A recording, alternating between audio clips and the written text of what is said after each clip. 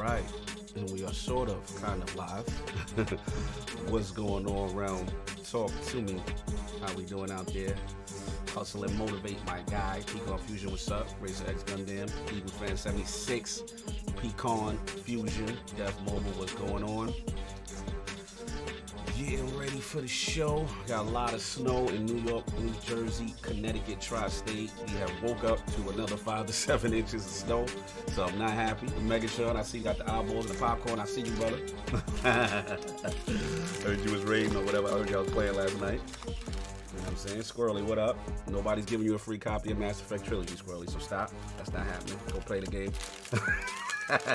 Nah lies, what's up? Oh, man. Yeah, a lot of snow, y'all, so I'm running a little tired. Well, we gonna get. We might give away Mass Effect Trilogy to the Patreon. Then to the supporters. So you might get lucky and win one of them. You know what I'm saying? That's what you might do. You know what I'm saying? No bad. What's up, brother? All in P. What's up, good people? You know what I'm saying? So yeah, man, we're just waiting for the Lasercorn. You know what I'm saying? I know he West Coast or whatever. King will be rolling in soon. Saab I already spoke to, so we should be fully stacked. Just need the Lasercorn to give me the acknowledgement. But yeah, we gonna see y'all in a bit. Who else up in there? I didn't see any shout out. Who up in there? Game Plot though, never seen that. What's going on? Brat was in there earlier. Other Zinc, what's up? Miss King, what's up? What else we got? What else we got? Smitty, there we go. I gotta set it off right. Smitty Smith. Racer Gundam, LordCognito, that New York City weather got me out the Northeast. Facts. I ain't mad at you for going to Florida. Silk Slayer, what up? Yeah, it's crazy, man. This is the part of the East Coast I can't stand. All the damn shoveling in snow. Yeah, What's crazy is like the past couple years we ain't really got it bad. Much, yeah. Like, but this year, this is like an old winter. Like it's old school. Yeah, it's old school. And you nor'easters and all that. El Domingo, I'm alright. That's what's up. Alright, so I'm gonna see y'all in a bit. King and everybody should be rolling up. We're gonna wait on the corn and solve and see y'all in a bit.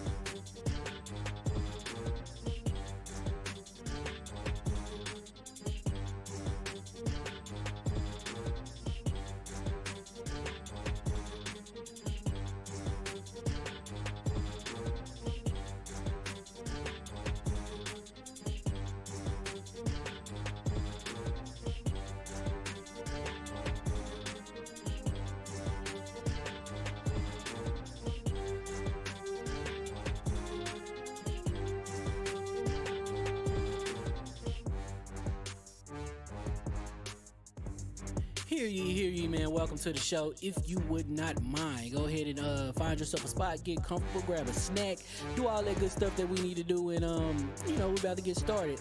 It's not important who I am. What's important is that you are pulling up to the Iron Lords podcast right now as we speak, and I guess I'm here to keep you entertained until it's time to get this show started. So,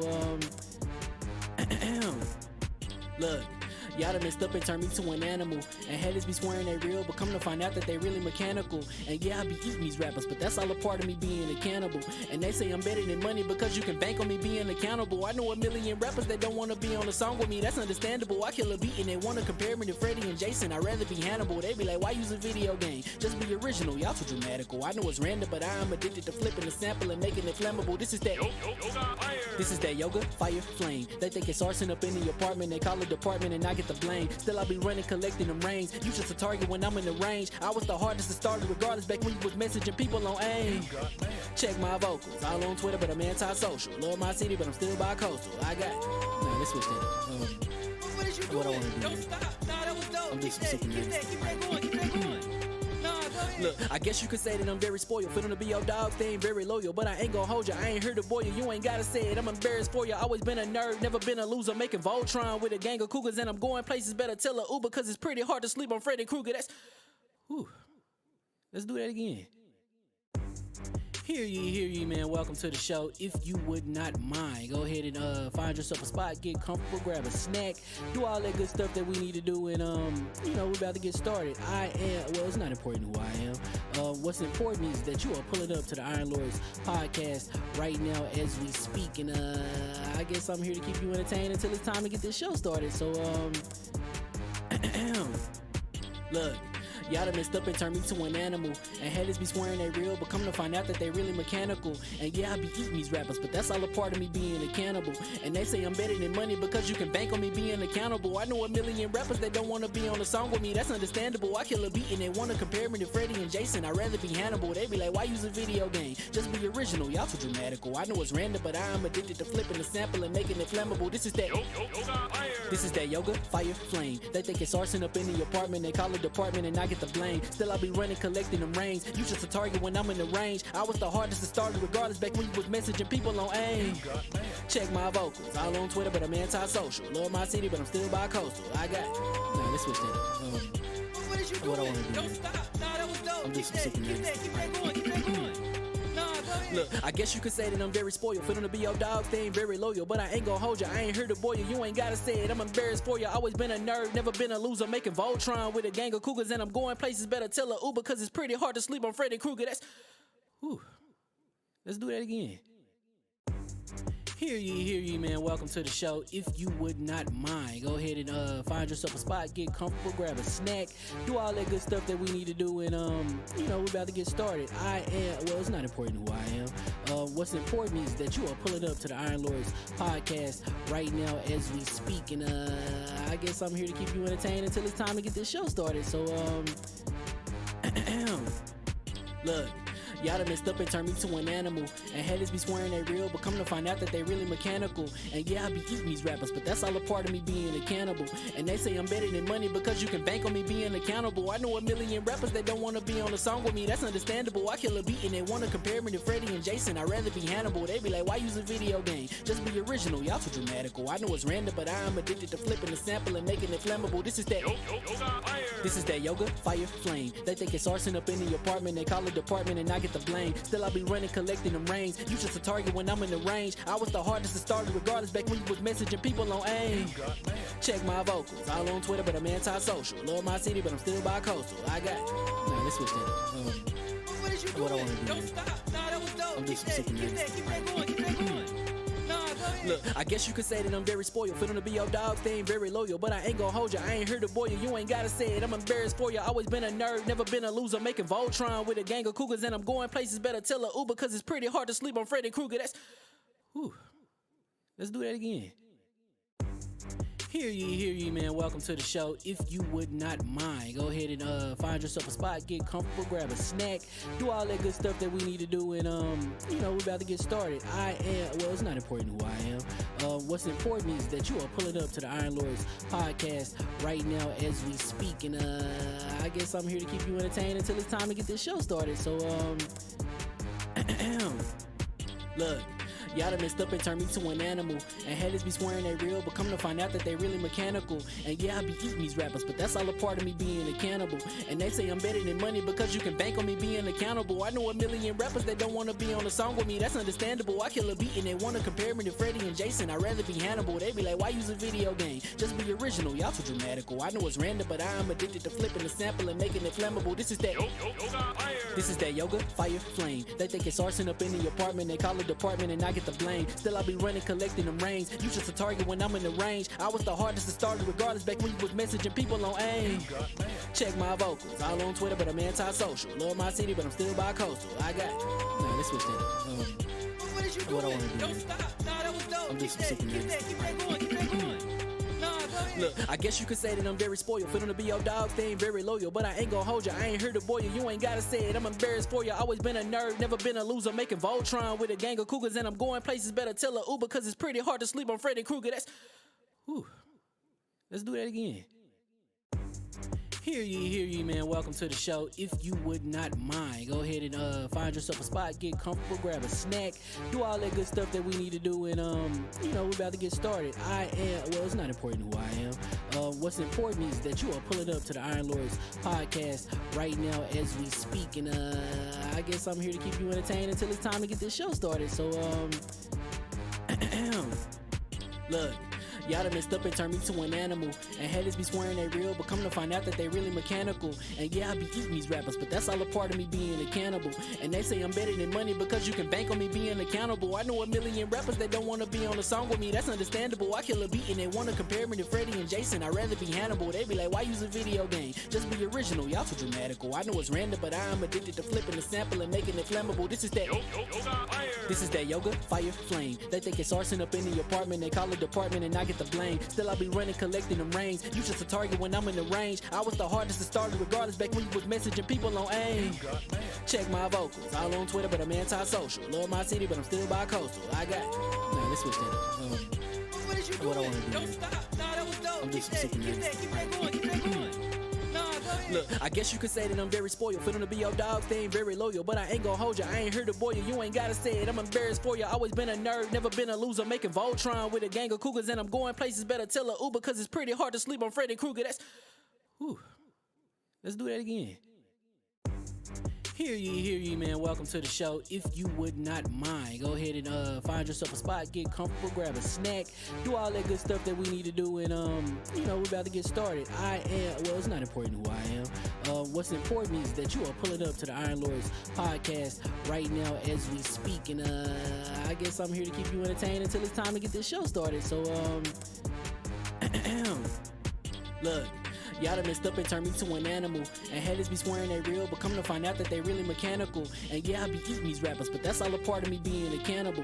And they say I'm better than money because you can bank on me being accountable. I know a million rappers that don't want to be on a song with me, that's understandable. I kill a beat and they want to compare me to Freddie and Jason. I'd rather be Hannibal. They be like, why use a video game? Just be original, y'all too dramatical. I know it's random, but I am addicted to flipping the sample and making it flammable. This is that yoga, fire, flame. They think it's arson up in the apartment. They call it department and I get the blame. Still I be running, collecting them rings. You just a target when I'm in the range. I was the hardest to start regardless back when you was messaging people on AIM. Check my vocals, all on Twitter, but I'm anti-social. Love my city, but I'm still bi-coastal. Let's switch that up. What is you What I doing? wanna do Don't is- stop. Nah, that was dope. I'm just Keep super that going. Keep that going. Nah, go ahead. Look, I guess you could say that I'm very spoiled. For them to be your dogs, they ain't very loyal. But I ain't gonna hold you, I ain't here to boil you. You ain't gotta say it, I'm embarrassed for you. Always been a nerd, never been a loser. Making Voltron with a gang of cougars. And I'm going places, better tell a Uber. Cause it's pretty hard to sleep on Freddy Krueger.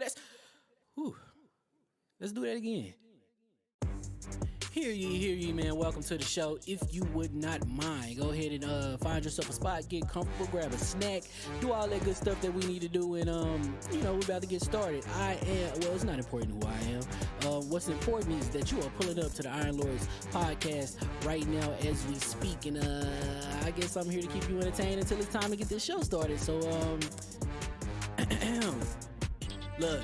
Y'all done messed up and turned me to an animal, and haters be swearing that Hold on. I gotta shout out my bro. The last virgin cheetah. You know what I'm saying? Lord, you Bontis, my guy. Start the show out right. You already know. We just waiting on the Lasercorn. Y'all waiting on it. Thank you for the follow, super chat. We're going to delay the show a little bit just to see if we can Lasercorn a little bit more time to get in. I know it's West Coast. If not, then we gotta start the show. Yo, Bontis, I just want to tell you, man, thank you for that video, bro. I watched two of his videos. I mean, I watch him on YouTube, but I watched two of his videos. That video really helped me out. Please go like, follow, subscribe, Bontis, and really look at this content. It's crazy. So we're gonna sit this tight for like another 5-10 minutes, and then if not, we're gonna start, y'all. Be back. Look, I guess you could say that I'm very spoiled. Fit on to be your dog, they ain't very loyal. But I ain't gonna hold you, I ain't here to boil you. You ain't gotta say it, I'm embarrassed for you. Always been a nerd, never been a loser. Making Voltron with a gang of cougars, and I'm going places. Better tell a Uber, cause it's pretty hard to sleep on Freddy Krueger. Let's do that again. Hear ye, man. Welcome to the show. If you would not mind, go ahead and find yourself a spot, get comfortable, grab a snack, do all that good stuff that we need to do, and we're about to get started. It's not important who I am. What's important is that you are pulling up to the Iron Lords podcast right now as we speak, and I guess I'm here to keep you entertained until it's time to get this show started. So look.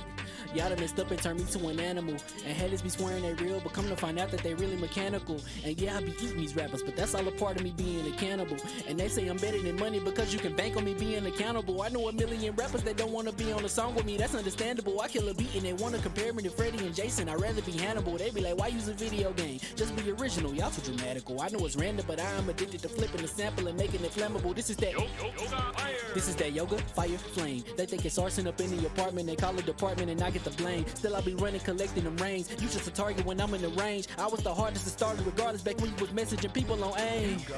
Check my vocals, all on Twitter, but I'm anti-social. Love my city, but I'm still bi-coastal. Let's switch that up. What is you doing? What I wanna do. Don't stop. Nah, that was dope. I'm just Keep that going. Keep that going.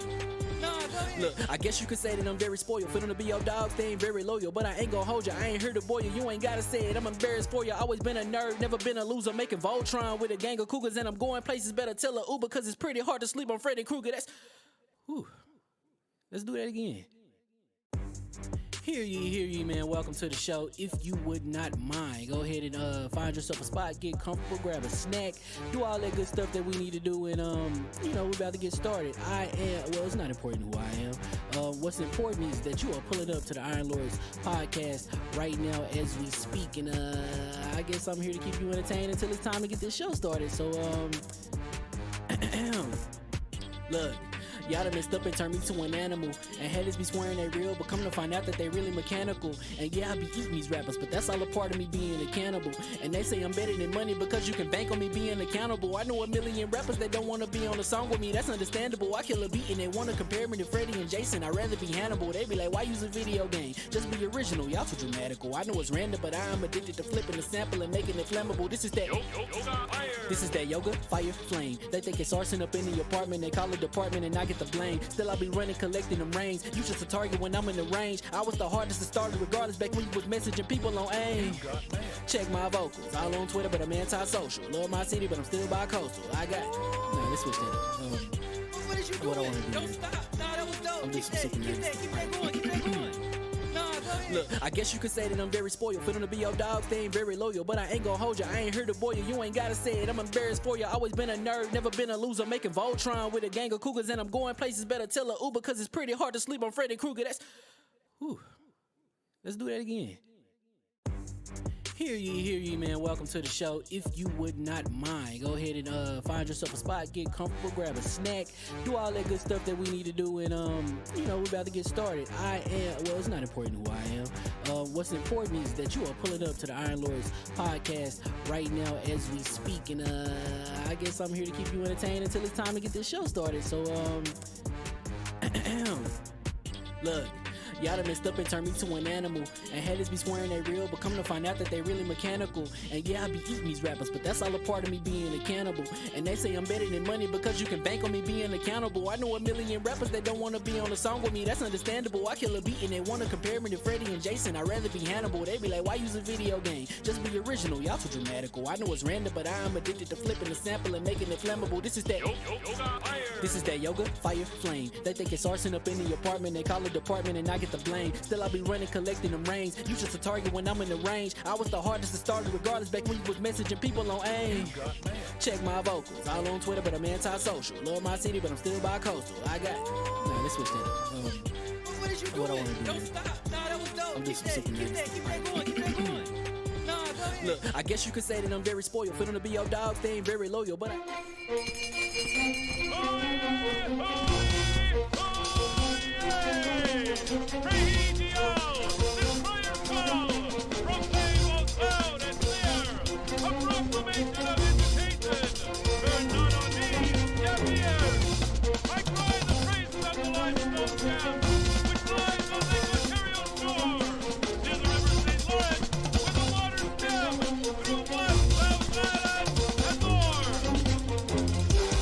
I'ma just chill and watch them and eat snacks in the attic. I wanted to chill with the pack and be like a young whoop, but then they would mistake me for addict. If I can imagine it's cool to give you some advice, then invite your girl to your squadron. Cause if you don't give her that option, you gon' be single player like Sovereign. You gon' get tossed in the bushes by King David. Royalty and not a pretender.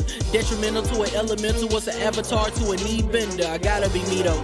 I know it's my destiny, word to Cognito. Who cares if you fly, if you still a mosquito? You swear you ain't stuntin', but really be Steve-O. You like to collect stuff and that's cool, but I got bad news. Even if you really was that dude, King David still be the king of the statues. Since a juvenile, I've been cursed with a curse to be musical. And if you hate it, we'll meet in the crucible. Other than that, then it's cool and it's beautiful. We let you know that your dreams are pursuable. Whatever you wanna do, then it's doable. If you got work on a Sunday, it's suitable. Cause you can listen to this in your cubicle on the Lord's Day. Woo. If you got work on a Sunday, it's suitable. Cause you can listen to this in your cubicle on the Lord's Day.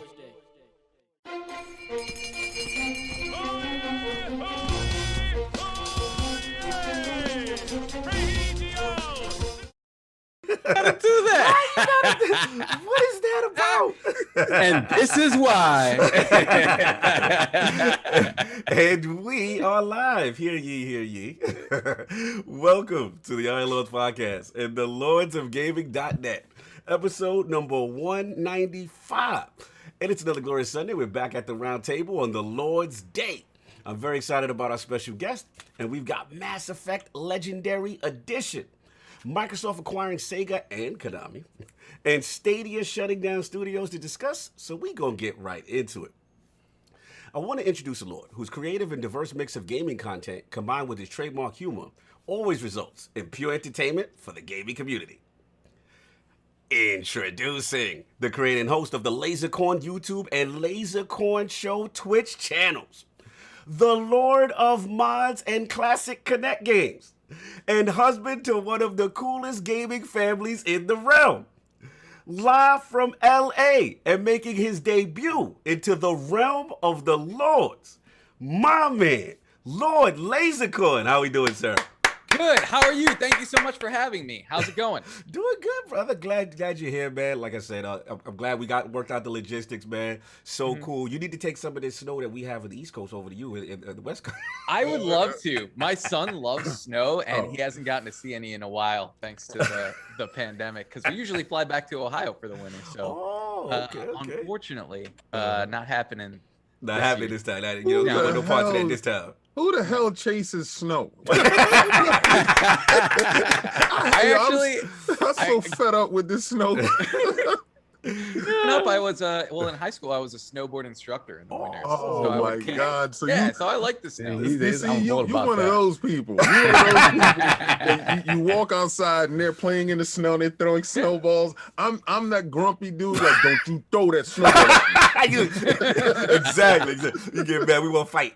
Yeah, right. I'm a summertime baby. I'm a July baby anyway. Respect it, man. Disgusting. Bro, you a lord at the realm. What you do, man? Only right. We show you proper respect at the round table. Or what you been playing, man? What games you been playing, Lasercorn?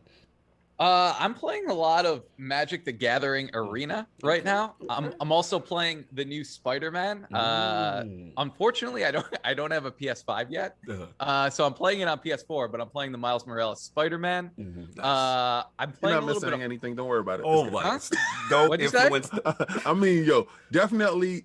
I think PlayStation did a great thing because they knew a lot of people wasn't gonna be able to get a PlayStation 5, so. You know, PlayStation, you're not missing anything because they don't have ray tracing anyway. So leading the witness. Anyway. Wow. The game literally has ray tracing. Anyway, your enjoyment of Miles Morales, sir? You said, Lasercorn? Yeah, I'm having fun with it. I haven't beaten it yet. My son started playing it, and then I watched him, and I'm like, oh man, I got to start playing it because he plays on like the friendly neighborhood difficulty. And then I kick it up a couple difficulty levels, and I put it on. It's funny watching him play. He the first time the rhino comes out of the cage in the very beginning. He just like paused it and like handed me the controller. No. He's like, your fight. Yeah. He's like, I'm not built for this, Dad. He's 6 now. He's 6. Oh, yeah. See, beautiful. But he just turned 6, so he's new 6. No he doubt. said he's new 6. You already know, man. 6. Awesome to have you, man. Good stuff. Lord, sorry, want to get the super chats real quick before we get into the Lord's intro? Sure. We have Smitty Smith with the $5 super chat. Ebontis is like the Hawk Moon with opening shot because you need that. Salute, Lord Ebontis. I got that. doubt. That's the God rule. I got that. Shout out to that in the eyes of tomorrow. I ain't doing none of that. Then we have Everborn Saga with the $2 super chat. Lord, whoever was spitting in the waiting room is fire. Oh, yeah. Shout out to Lord Dallas, man, of 2XP Podcast, level1gaming.com. Salute them brothers, Fame and the team. But yeah, if you want them bars, Dallas got those bars, man, Dallas for sure. got them bars, for Like sure. we got And we Everborn have again? Everborn again with the $5 super chat. The only people that like snow are the ones who don't have to shovel it. Savagery. I got children. They shovel the snow. He said, I have indentured servants. You already know, Sovereign. Spanish parents be like, and handle that, please. And handle that. I put you in this world, you gonna shovel that damn snow. That's right. Anyway, we all caught up, man. Yeah, we're caught up. I'm done. And you already know we got the 4 Horsemen of Gaming, those original lords of the realm here at the round table with those 5-minute time-sensitive Lasercorn is here intros. My co-host, the co-host, my brother from another mother, the difficult game conqueror, lord of his own world, and the how of the young wolf. My man, Lord Addict, how we doing, sir? I don't even know why you say we have 5 minutes, because you know that King gonna time me. Like you know, 2 minutes into my intro, he gonna time me. So I'm gonna say I'm playing Destiny. Time. We're gonna pass it to Sovereign, so I can time him. My man, respected the game. Oh no, I'm gonna use that as extra time. Yeah, Oh my God! you better use the addict because somebody else is. Who knows? That's it, sir. You been good? Yeah, I'm good. No doubt. You already know. Shout out to Elemental Peel. Let me get him right quick with the $2 super chat. It's snowing out here. Nights like this. Yeah, he love that power beats. Yo, salute to Elemental Peel. You already know what it is. And of course, we have the most technical gaming lord, the solo gamer who lives for the single player selfish experience. And also the Sastradamus, the Lord of Clarity and Lord Patriarch of the Iron Bank. My man, Lord Sovereign, how we doing, sir? It's snowing again. Yeah. Why is it snowing again? Yeah, I don't know. Back at I it. haven't dug out from the first one, Oh, you didn't. Oh yeah, this is your first year with the car, bro. I haven't dug out from it. Listen, I went to check on the car. Right, we have 15 inches. I had 15 inches of snow on the top of the car. Right. So I'm like, I'm pressed for time. I'm like, let me just get the top layer off, and that took me an hour just to do that. Yep. And then beyond that, my 2 wonderful, neighbors to the left and the right of me decided that it was a good idea to leave mountains of snow in front of my car. rather than do the neighborly thing and shovel it to the sidewalk. So no, so I looked at that and I was like, nah, I'm good. So your joint has been unshoveled since the first Uber, baby. Uber. Wow. Have you been getting inside your car and turning your car on? Yes. Oh, okay, at least you've been doing that. Yeah, At least you. I mean, new car owners do weird new things, and I'll tell you right now, that will kill your battery. Yes, bro. yes, sir. Yeah. So so that's that. The only thing I've gotten to play this week, because it's been a crazy week, is I picked up Habroxia 2 from Lily Bow Games. So You paid money for that? I did pay money for that. That is Colin Moriarty's newest game. Colin. Okay, yeah. You know I got to rep. It is classic 2D shooter, beautiful game, kind of bullet hellish, a lot of different power-ups. It scrolls sideways and up and down too. So if you like R-Type, if you like Life Force, stuff like that, beautiful. Sounds nice. That's it. Absolute. That's been it. And of course, we have the Incredible Hulk of this, aka the XS Gamer. Ooh. The prophet of Xbox, king of the statues who demands nothing less than that premium experience. It is the leader of the Fraud Alert movement. Ooh. Beloved Lord King, how we doing, sir? I'm doing incredible, guys. Yo, check it out. Turn the beat up. Oh, Let me see the Dolph now. Now, that was last week's wild unboxing. You know what's funny? When you unbox those, I thought it was one statue.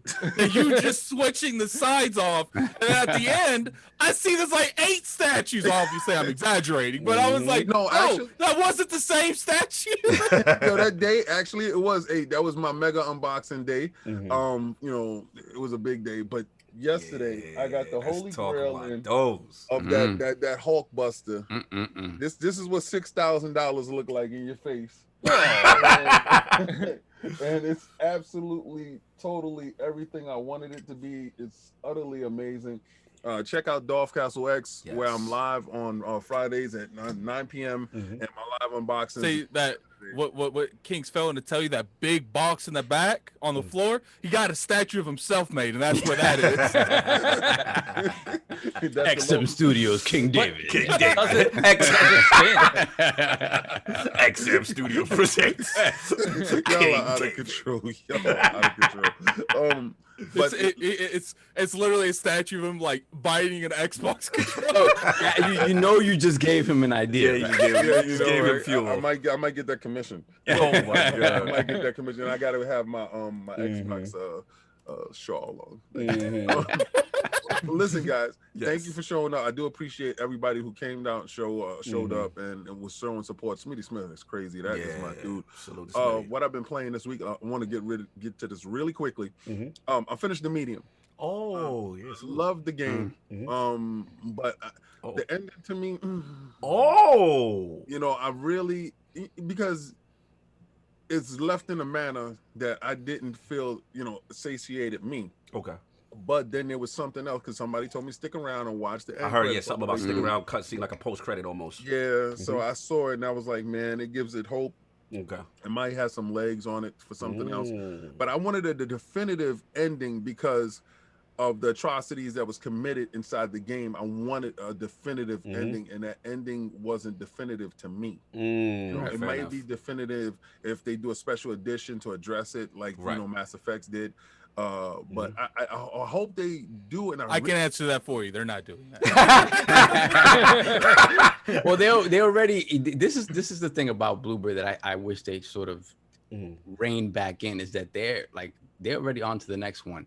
They've released 5 games in 4 years, or 4 games in 5 years, something like that. The cadence is super quick, and I wish they would take a little more time with each game. And polish them. And there's levels of polish that I wish they each had. So they already have kind of hinted at what the next one is. I feel like Medium would have drawn a lot more people in if it was like a little bit more of an eye candy game. A little bit more polish. Yeah, a little bit more polish, and you got a next generation pop because they got the storylines, they got the narrative, they got the horror genre on lock. They needed to have the sheen to it. Yes. Because I'm in Game Pass right now, so I'm playing Cyber Shadow, and I'm playing some RPGs and stuff like that. I think I did the raid with you this week, right, Addict? We did it 3 times. Yeah, it was. I don't remember. It's been such a long week. That's when we was doing the supers, trying to get all the supers to get that. Oh, you talking about when you left? I spent 2 hours on one last boss. I do apologize.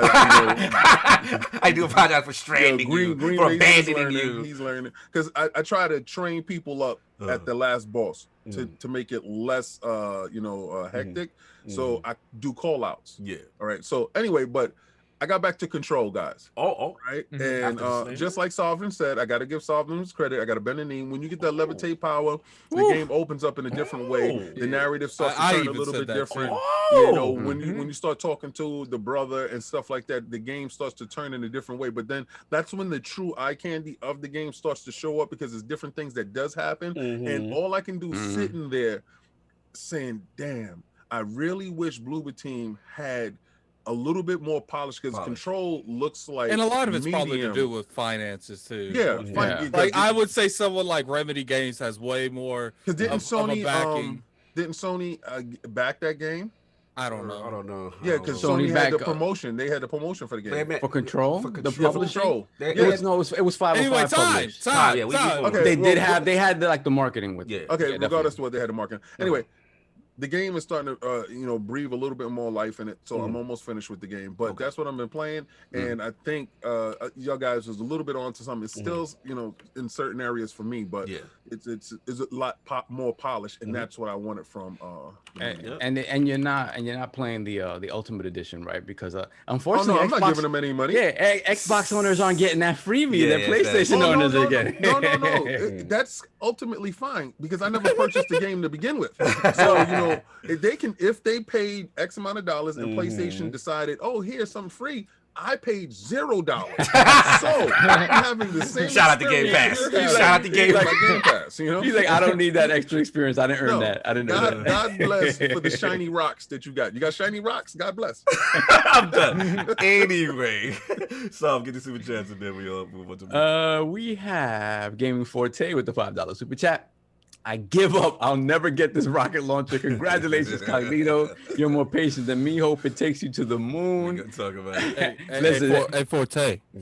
I got it. Yeah, that's dirty. Y'all guys got a band to get my man Forte's rocket launcher. I don't gotta do nothing. What else you got? I'm raiding after this. Then we got Smitty Smith with the $2 super chat. Lord King, Iron Man in or out of the Hulkbuster? Nah, he's gonna stay on the outside. I'm not gonna do that. Even my wife was telling me, the way he sticks out too far is don't do that. Yeah. So he can get bigger than he is there? Okay, so the whole face part right there can come out. You can take that little guy and put him in, and he looks like the Hulk destroyed the Hulkbuster, and he's coming out to attack the Hulk. Oh wow, that's insane. Is Iron Man wearing an Iron Man suit inside the Hulkbuster? Yes, just like the movie.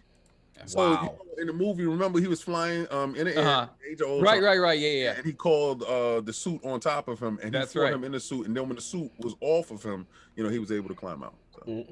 Unbelievable. That's right. Up, Soft?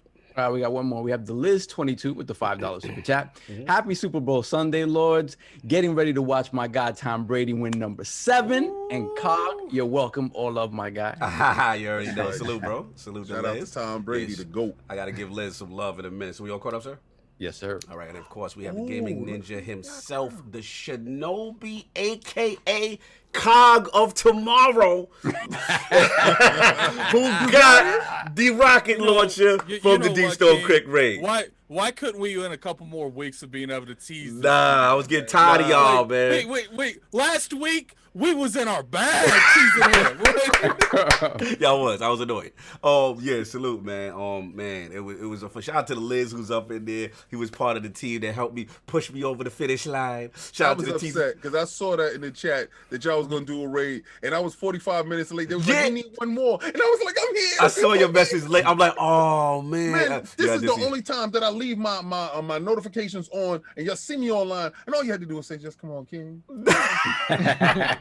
To be honest, I didn't even see you. That's all me. That's all me. He didn't even look for me. I put the message in. I put the message in the chat. Yo, 9 p.m. Eastern, we gonna raid. So no one responded. Ain't nobody be looking at that Destiny chat. Anyway. I'm happy you got it though. I appreciate it, man. Yeah, so it was very fun to get that. Shout out to Teaser Teddy, the ladies. We gonna get them names. Shout out to Ebontis, who was in here earlier. Last word was up with the bearded Luke. Amazing show. Oh man, so much fun. His story about how he hated Destiny and ended up loving Destiny. Absolutely amazing. Because he hates Halo. Yeah, he's not a Halo guy, which is weird. So anyway, when he said that, I thought you was gonna go ballistic. Time. All right, we go along. Last thing, we played Gears Tactics still. I'm on my second play. I'm at the very end. Yakuza Like a Dragon movement medium. I'm doing slow and Hitman 3. But let's get the super chats and then we got to do that special announcement that we have to do. So no doubt. So we have the Living Flame with the $5 super chat. Hear ye, hear ye. Yes, Next gen on PlayStation finally started with Destruction All Stars.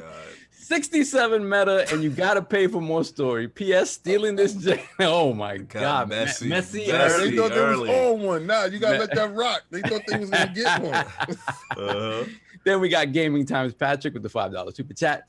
Been waiting for King all week after the MLB The Show feelings. Happy to be present for the ILP show. Listen, man, there's nothing prettier than to look at my dashboard on Xbox and to see the tile that says MLB The Show 21. The GOAT baseball right now, man. That's so good. Baseball fans. And then you got people like me that don't care. Anyway, moving on. Racing Gundam. Quick Super Bowl prediction. I think Chiefs got it, but we're gonna see. See. I know King's on the road to Brady, but we'll see what happens. But anyway, look. It's that time of the month, y'all. You know what I'm saying? You know what we do here. You know what I'm saying? LordsOfGaming.net, that LOGNET. We got to talk about it, man. We've been very blessed to have some amazing contributors to the site. It's been really unreal. I want to first give a shout out to someone who's actually moving on, and that's Lord Undead. He has been tremendous for us. He really helped push us across the goal line with a lot of things. And now my boy, you know, he's moving up the ladder, man. He's getting his career. His dream of being in the industry has started. So salute to Lord Undead. He's gonna be he's gonna be working for Android Central. So salute to those guys. He was an absolute beast. It's still love on here. You know what I mean? So I want to shout him out in pursuing his dream. So salute to Lord Undead. You know what I'm saying? That's amazing. But yeah, just happy that LOGNET was able to help put him in position because he's super talented. And yeah, man, as far as the other reason why we're here and a random person has entered the chat was yeah, man, I want to, we got to salute the scribe of the month. And this is a person who goes above and beyond in the month. And this was January, become a true Lord, true scribe. And this Lord, man, I call him the Lord of Entertainment.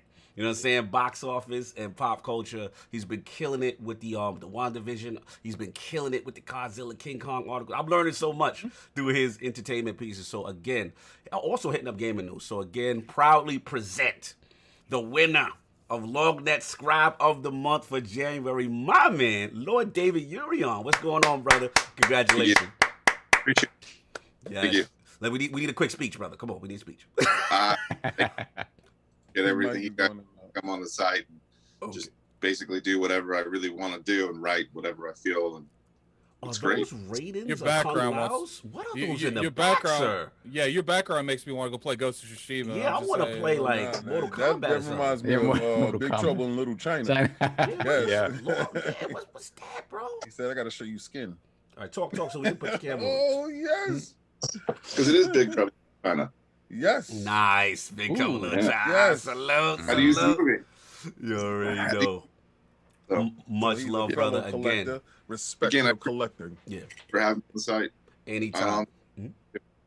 You cutting in and out, brother. You cutting in and out. I guess speak up to the mic. Have me on the podcast too. Oh yeah, anytime, brother. Anytime, brother. And again, congratulations. Keep up the good work and hit up Lord Solve because you will get some LOGNET swag of your choice or ILP swag of your choice. You know what I'm saying? We got to salute the winner, but keep up the fantastic work, brother. Thank you. All right, brother. Have a good one, man. Enjoy. All right. Appreciate it. No doubt. Solve super chats, and then we gotta move the show on. We have Clutch Man with the $5 super chat. Can't watch live, but who from Xbox would y'all think make a Mission Impossible game? Have a great show. The Initiative. Yeah. Mission Impossible game? I don't know. I want it to be an RPG. Anything I else? mean, yeah, and we have Michael, aka Bet-Size Finest, with the $5 super chat. King, Xbox Series S is sold out in Africa and UK. This is going to be too great a time for Xbox. Good morning, Lord. Stay blessed. See, do you understand why I have this on? I'm going to get so messy today. Anyway, are we all caught up? Yes. Yeah, we're caught up. All right, let's get into this thing, man. So look, now that we've gotten all that, I saw we'll probably do next week. With the, apologies for that. Sob's in the bushes. So, Sob's in the bushes. It's fine. It's fine. We threw him straight to the bushes today, but it's okay. But look, man, now we got everything straightened out, the business and all that. I want to focus on Lord Lasercorn, his video game system history, his journey into content creation, and of course, what led him to creating the unique and entertaining Lasercorn YouTube channel. So Lord Lasercorn, let's start from the very beginning. What were some of the first video game systems you had? What got you into gaming? I started on the Nintendo. Nintendo was the first system I ever had. Which one? So what? Which one? Which Nintendo? Yeah, The Nintendo. the NES. NES. Okay. Yeah. My bad. Yeah. Okay. So I want to get the age right. Yeah, I'm old. No, I'm old. I was born in '84. Yeah. Okay. So the original NES, and then so I played like Mario, Legend of Zelda, all that stuff, and then what was that football game like? Something Blitz. Or Blitz. Which one? Not enough. Wait, for NES? No, For Tecmo NES? Bowl. Tecmo Bowl. Yeah. I wanted to say Blitz. Yeah, the old one where they put the square around you, and when you were running back touchdowns and stuff. Yes. So that's kind of where I started, and then I was pretty much a Nintendo kid. So Nintendo into Super Nintendo, and then never had a Sega, but I would play some Sega games over my buddy's house. Okay. I really liked like General Chaos. Yes. And what was the other one that I could only play on Sega? I don't remember, but there were a couple Sega exclusives I really liked. Then I switched to PlayStation, Twisted Metal, stuff like that. So I had PlayStation 1, 2, and 3. Yeah, I've had all the PlayStations and Xbox. Okay. So Halo and stuff like that. And now I have the Series X, and that's kind of where I am console-wise. For PC, I got into PC gaming because of Warcraft 2. Oh, Warcraft. Okay. I played that at a buddy's house, and then I begged my parents to get a computer that would actually play that game, so we could play those old modem dial-up battles where you go, yes. And then you could fight head-to-head over the line, and then if your mom picked up the phone, it was over. It was it'd disconnect your whole game. I was winning.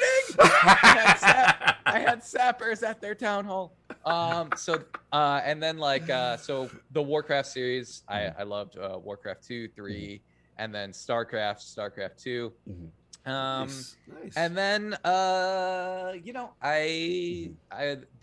was all before I started making video game videos. Then once we got into that, playing a lot of GTA, a lot of Minecraft, and then just whatever was fun, a bunch of random silly games. Have any of you guys ever played Totally Accurate Battlegrounds? I have never played that. No. Anyone played it? So no. I haven't played it. Yes. It's like you're talking about the ragdoll one where yes. Okay. I do apologize. I was sharing it out on Twitter. And, that's okay. So tell us about this game. What's this game about, y'all? So it's like imagine Fortnite except with like wacky wavy inflatable arm guys from that you see outside car dealerships. Yeah. And the weapons are all like super ridiculous. Well, they're not all super ridiculous. They have some like basic weapons, but then they also have like the America gun with flags and eagles on it and stuff. And like there's like a weird like laser thing that only shows up like once every 100 rounds that'll like blow up a huge section on the map and stuff.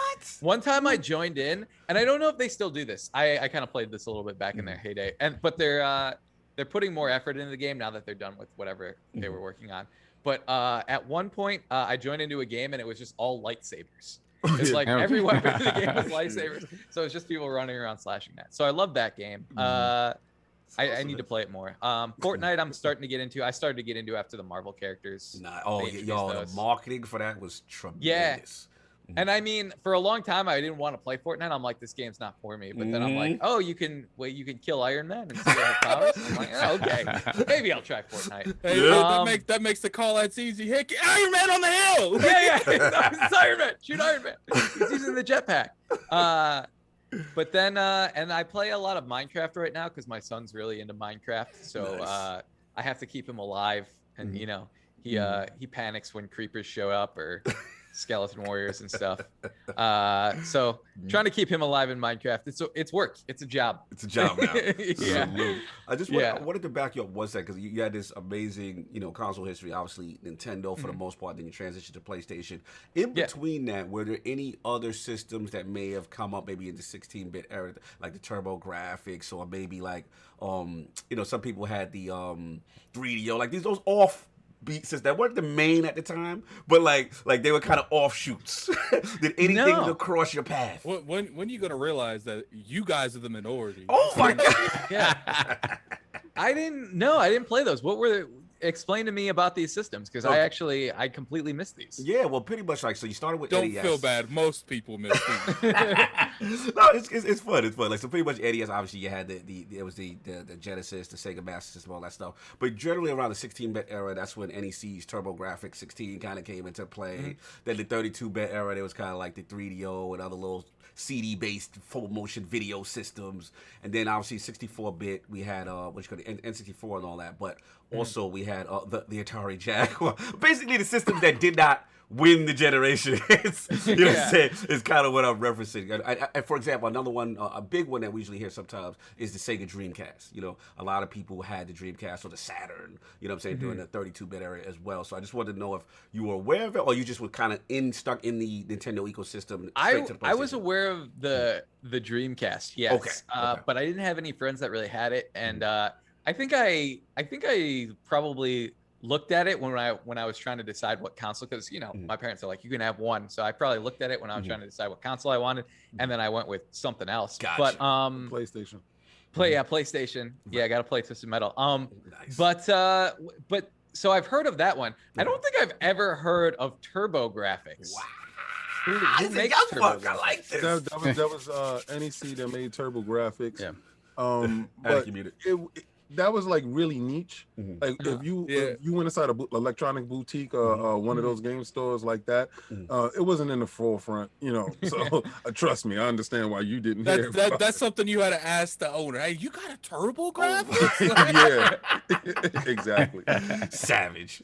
Anyway, but like I'm very curious about it now. I want to look it up because it's got a cool name. You would have think it would have sold copies on the name at all. Oh, they spelled graphics with an X. Yeah, baby. And they had the little cards. Like, in Japan, it was the top console in Japan. It was called the PC Engine, right? So it was outpacing Nintendo and Sega, in Japan. And to this day, you can still go out there and find Hue cards and stuff for it. But in America, they thought that would translate here. Right. It had terrible marketing. Yeah. And it was a little janky on how they was marketing it to the people. Like it was a 16-bit, but it really wasn't 16-bit. It was NEC. It was NEC on the American side. Really good. Yeah. And you try a new emulator right now or whatever. We don't recommend backup games, but try. What are those, sir? What are those? What are those? I know. Oh my god, that's cool. Like I said, just interested to hear people's history and stuff like that. Yeah, with all the PlayStation, all that good stuff. What's up? It's interesting that you say emulator, because it looks like half the fun is actually getting a console, because this one looks like a spaceship. The shuttle, the PC Engine shuttle. Yeah. You're looking at it, right? Yeah, he's looking at it. I looked it up, and then on the same Wikipedia page as it's got the shuttle. It looks like a spaceship or something with the controller.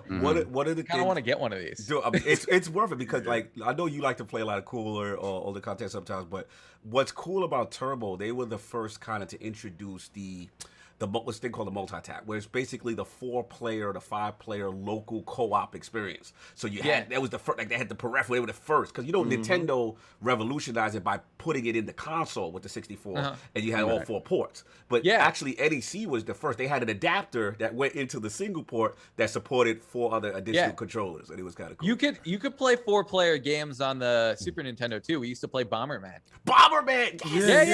Yeah. You could multi-tap that. But they probably did it first. first, huh? Yeah. That's cool. Yeah. So they 16 era. inspired that. I got a lot of I have a lot of fond memories of Bomberman with the family. So. Oh, hell yeah. Classic. And they see Nintendo took that idea from PC Engine from Japan, right? Because we would play Bomberman. I think the Turbo Tap came with Bomberman. It was an NEC game at first. Yeah, it was a Turbo Man. One of the two, like Dungeon Explorer, Bomberman. But when you got it, see, Super Nintendo kicked it up a notch, and Nintendo kicked it up a notch because you was able to kick the bombs and slide it over. And in the corner. Some fond memories. Yeah, there was the punch ability too. I think you could punch it over if they were trapped in a little 3x3 square. You know how like Mario parties ended friendships? Well, I have Mario Party ending friendships and Bomberman 64 ending friendships. Facts. Mario Party, a Bomberman, and GoldenEye 64 is the holy trinity of ending friendships. Yes. You have that one friend that picks Oddjob. Like, you can't pick Oddjob. No, man. Tremendous. We saw in the super chat. Then we move on to a couple questions for Lord Lasercorn. We got Pixel G with the $2 super chat. Stop your slander. PC Engine FTW. Cheers. A lot of Turbo fans in here. All right, Turbo Graphics. I see you. Then we have a Rodimus, the $5 super chat. Good day, Lords. Let's have a super Sunday. Yeah, absolutely, man. Yeah, man, tremendous history, a lot of fun stuff. We'll get back to some more questions for you later.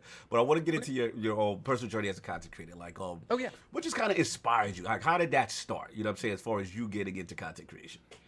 So I always liked editing. I went to school, Ohio University, and went on the video production track. Okay, Ohio. Yeah. Let's go. Yeah, and I kind of fell into editing. I started on Final Cut, and they swore to me up and down that was the industry standard. And when I got a job somewhere, I would eventually be using Final Cut. And then I moved out to LA and found that was not the case. And I switched over to Premiere. And I started in actually video game journalism. I started writing for a outlet called Gamefront. Wow. And I actually attended my first BlizzCon and wrote stories for Gamefront there. That was way back in, gosh, what was it, like 2010 or something? That was like over a decade ago. But that's where I did my first BlizzCon rep for that. And then while I was writing for them, I had a bunch of other like side jobs when I moved out to LA. I was a like promotions guy for a radio station. Nice. One of those guys that runs around throwing t-shirts at everyone. I could see that. Yeah, driving around in the van. Yeah, 98.7. Yes. Yeah. They're like the less good K-Rock, but if we're being honest. Anyway. Shout out to 98.7. Shout out to those dudes. Continue. Yeah, so I did that for a while, and then I answered a Craigslist ad actually that for people who could edit, but were also into video games and wanted to do video game capture and stuff. Nice. And I'm like, oh yeah, that sounds great. That's like my dream job.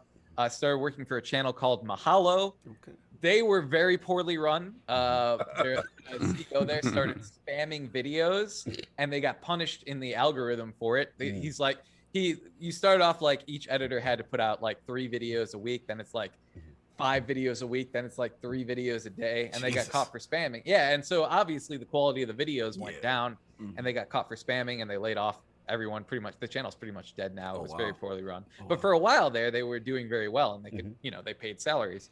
And then after that, I hopped over to Clever Games, which is kind of doing the same thing, minus the terrible management. They got bought by a company that owned Smosh, which was at the time the largest channel on YouTube. Yeah. And then Smosh wanted to start Smosh Games. They're like, well, we already have a channel that does gaming stuff. Why don't we combine you guys together and we'll make a gaming channel. That's how Smosh Games started. Gotcha. That channel blew up, became the quickest channel to 1 million subscribers. Wow. And then post that, I did that for a little while. Defy, actually, the channel that owns Smosh and everything, went under. But before that, I had left the company because I wanted to get my channel back. And there's a whole contract negotiation thing that happened behind that. Basically, I couldn't get my personal channel unless I left the company. So I did. And then afterwards, after they relaunched, I came back for a little bit. And then now I'm just kind of doing my own thing. But that's kind of where I'm at now. Nice. Look, yeah. What really How was that decision when they told you, like, okay, you can't get your content back unless you leave? It was weird. Like, it was not a good contract, and it didn't seem smart. We were in contract negotiations, and we're like, okay, if you want me to stay here, one of the things I want my personal channel, youtube.com/lasercorn, because they owned it, because I was stupid and signed. It didn't even exist actually before them, but I'm like, okay, I'll make a channel and you guys can own it, and then you guys give me a percentage. And then they like later negotiated out the percentage somehow. I was bad at negotiations for a while, but I finally decided, I'm like, I'm gonna stand my ground. I'm like, look, you guys aren't really doing, you weren't doing what you said you were gonna do in terms of my channel, so I want it back. And if you don't, you know, it was me and a couple other guys that wanted their personal channels back too. Right. We're out of here. So they eventually gave it back, but with the weird stipulation that you couldn't fully own it until you left the company. So I left, and I like signed a contract that allowed me to come back for like freelance stuff. And then I did that for a while, and then the company went under and all that stuff happened. So it was like a weird non-compete type of. Yeah. Okay, I get it. I understand it now, because when you made it, it didn't exist when you started working for the company, but they act like it was their IP because it was, you were working for the company at the time, right? Well, the contract they signed, yeah, and they at the time they were like, okay, well, you make it, and then you know you'll get a cut of the revenue, and we're gonna we're gonna promote it, like they were promoting it. They're like, hey, go check out this channel, and they were taking most of the revenue and stuff. But then they stopped really promoting it, and they also stopped paying it. Like they negotiated out the revenue cut for me, so it was just like there was almost no point in. So it was an actual breach on their part. So that's why it wasn't a breach. No, they negotiated it out. So they were giving me a cut of the revenue up until a negotiation happened where they said, you know, we're not going to do this anymore. And I kind of caved. I caved on that point. And then I came back, and then I was mad at myself for doing that. So then I came back next time, and I'm like, "Oh, you're cutting out the revenue share? Then I want the channel back." Or I'm leaving. And I'm like, "I'm really gonna stand my ground on this one." And I did, and I got it. Good. So shout out to you. it was bad negotiating on me, followed by I think pretty good negotiating. But you rebounded and made the situation powerful. But they threw in that one stipulation that was like, you can't have the company. Actually, Dealer Gaming agrees with you with the $10 super chat. Dealer, shout out to ILP, one of my favorite podcasts. Addict Cog and David, you guys rock. Hello, Chop Liver. Oh yes, Soft, you don't rock. You don't rock, Soft. Thanks, Dealer. Thanks, Dealer. Also, yes, those were bad negotiations, sir. Live and learn, brother. Yeah, exactly. You know what it was. He wanted to pay that extra money to put Saul's name in that. No, but salute to you, because again, it's a learning experience, right? And the cool thing about it, you know, the fact that you were able to negotiate yourself right back into the table, get your ownership back, and then now you've got this amazing channel that is yours. Pretty cool story, man, and a lesson for a lot of people. You know what I'm saying? To look at. So salute to you. And it's easy to make those decisions when you're having you know, a very big entity breathing down your neck. Oh no, factual. Yeah, man. So one thing I want to talk about is I love about your channel is like the diversity in the content. Like you got some cool stuff going on, man. So one of the things I noticed is like the mods, the hilarious mods you do. You know what I'm saying? Those are cool. And then like, what the Connect videos? What made you do for bust out the Connect games? Dude, the Connect is underrated. Let's go. The Connect Avengers is great. You get a workout. It's the only time I get out of my seat and move around. Like I have VR, but I never want to like set up VR. Connect is out of the box, grab and go. Yes. And you're doing this and punching stuff. I played a weird octopus game where you're like an octopus who has to grab stuff as it goes down on a river. I'm like, this is great.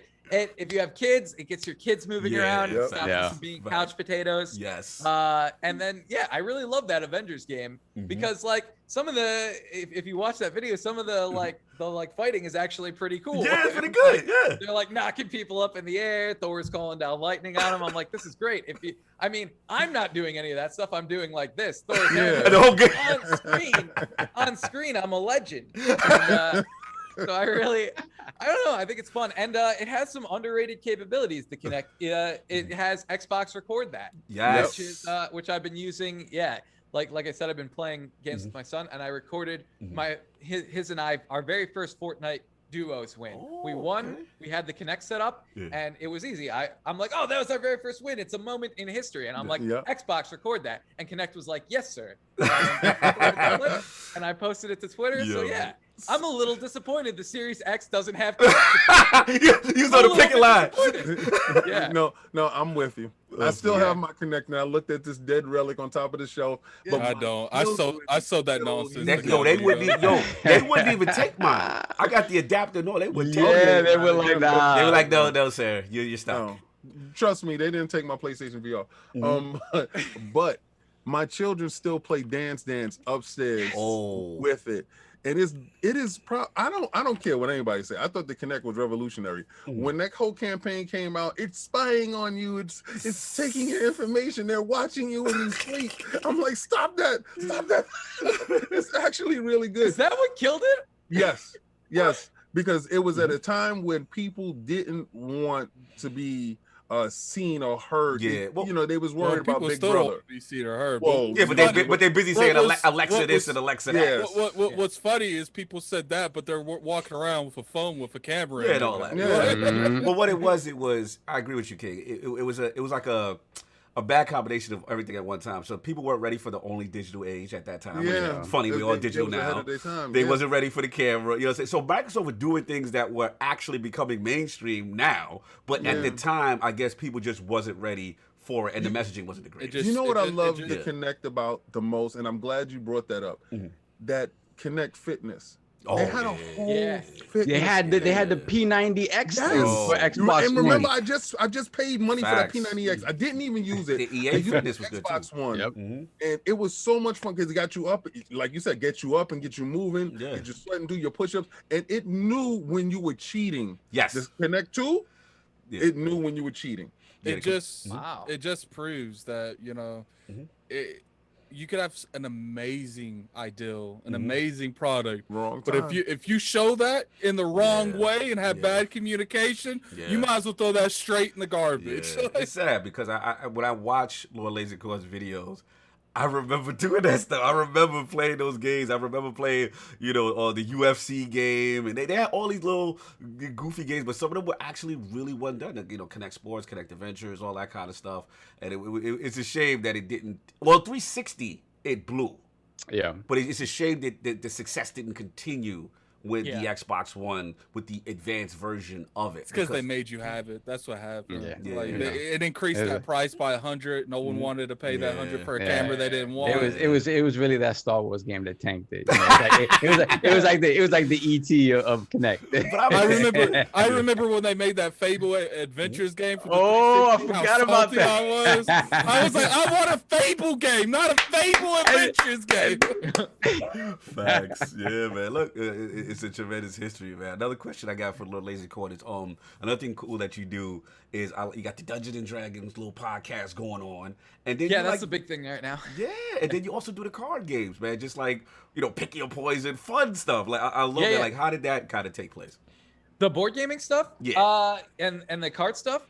Well, we'd always been fans of like Magic the Gathering, and while we were at Smosh Games, we'd made some like fun board game stuff, and we had a show called Board AF. I think they still have it over there, and so we would just bring in games we like, and I don't know if you can see in the background, but I have like Hero Quest and like Battle Masters. I used to play all those really old. Hero Quest is like D&D light, and you get to kind of be. Oh, so that's my game. Okay, Hero Quest. Gotcha. You get to kind of control all the bad guys, which is great. Like that's the most fun role, right? Like trying to kill your friends as they go through this dungeon. To murdering your friends. Yeah, and I'm like, I want to do that stuff on my channel, that kind of like fun stuff. So like, I just started doing it. Like the studio I converted from it was a detached garage, and I'm like, I have enough room where I could get like people in here and get them and set up a big table and play board games. I'm like, I'm gonna do it, and so we just started doing it. And before the pandemic, we were playing a lot of those games together. And then the pandemic hit, and now people don't come over so much. So we tried to do D&D remotely, and like it's been a hassle. I gotta be honest with you, like getting all the different camera feeds and editing it all together and stuff. and the vibe is different because you're like not in the same room together. So because you got to read the room, especially if you're the dungeon master. And you're given the scenarios. I actually love this. I'm super nerd, so please don't. No, I'm glad because it's a culture I'm not familiar with. I know King, you got that. Shout to Volacon if he's watching. I think I played it one time, like when I was like 14. I ain't never touched it since. Like I've always wanted to jump back in that, but I've never had friends that played that. So it was always one of those things where it's like, I guess I'm a victim of no friends. Like, it's cool though. Like I just to see, like, again, it's something I've never done, but I see the investment and I see how much fun people are having. I think probably the closest we came to it was what was it? What was the name? The name of that book series? Oh, Grail Quest. Grail Quest. Yeah. Grail Quest was fire. Yeah. Like that to me was the evolution of the choose your own adventure. But that we had the paper, you had to write the hit points and all that. So that's the closest I came to it. And I was addicted. That was a solo experience. But to see when I'm watching like Lasercorn stuff, and I'm like, yo, this is so cool. Like, they're really getting it. Everyone has their role, and then they're killing each other and all that kind of stuff. So, salute that. Lasercorn, are you the dungeon master? See, now, you gotta watch. I have absolutely no idea. Like, I have my dice and stuff upstairs. Yeah, man. You want to get in the game? I dungeon mastered my first game recently. That's not even out yet. But I DM'd my first game recently. It was a blast. I hope to play Dungeon Master more. Like I said, in Hero Quest, DM Light, I was Zargon all the time. Right. But in an actual D&D game, I've only ever done it twice, and I did it pretty much back to back. Wow. And it was fun. I did some stuff that like wasn't real standard. If there's rules fanatics out there, they're gonna be mad at me. You're breaking protocol. Yeah, I was breaking protocol. But yeah, it is really fun. I'm glad to hear you have the dice and stuff. You got to get everyone in a game. You see, well, the thing is, like you said with the pandemic, and one, I was closeted. All right, so you look at these dudes, right? So they're judging you right now. I'm judging you. Right? If I'm going to sit there and I'm going to explain it to them, like I have to do it light and then I have to bring it to the heavy. And as far as being a dungeon master, we had a really good dungeon master, but I have lost contact with him. It takes a lot to be a dungeon master, to be honest with you, and to lay the board out for people and to tell you who has this and what this would be. It's really a lot of imagination, a lot of time, a lot of thought, and a lot of caring to it. So to do dungeon master, I have never done it. That's why I asked you, did you do it? Yeah. So Lasercorn, did you ever get into the Baldur's Gate games? So the first Baldur's Gate game I played was actually this one that I think it's still in early access, but I played the early access a little bit with the Mind Flayers on the Mind Flayer ship and stuff. Yeah, we got pretty far before the game bugged out on us and like we couldn't move any of our characters, but well, not pretty far. I think we were still in kind of like the opening acts. But the game bugged out on us, but we were having a lot of fun with it. I actually have a video up on my channel of us playing Baldur's Gate. Yeah, we're having a lot of fun with it. I think that game's great. I haven't played the earlier ones, but I think there's a lot of potential here. Yeah, it was the same thing. It's that same sort of that D&D thing where it's like, okay, you create the rule set, and whatever kind of fits within it, people go crazy. And I've always found that those games, the fact that you could pretty much do whatever you could do in actual D&D in those games is kind of bonkers, especially for how old they are. I really enjoyed the Divinity games. Yeah, same premise. Yeah, Sin too. That's what's up. Yeah, man, it's a tremendous culture. And again, I love that your channel keeps that kind of stuff alive. A lot of diversity in content. I personally like to pick your poison games where y'all was forced to pick between nasty, crazy stuff y'all had to do with each other. That was hilarious. I like that personally. Dude, I got games we haven't even played yet because of the pandemic. I bought more. I got like a Godzilla game sitting there.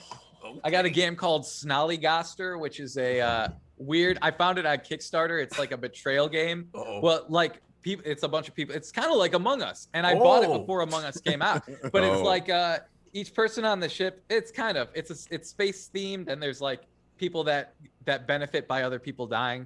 But I got all these games, and then like I'm really bummed about the whole pandemic. You haven't by any chance picked up the Bloodborne board game, have you?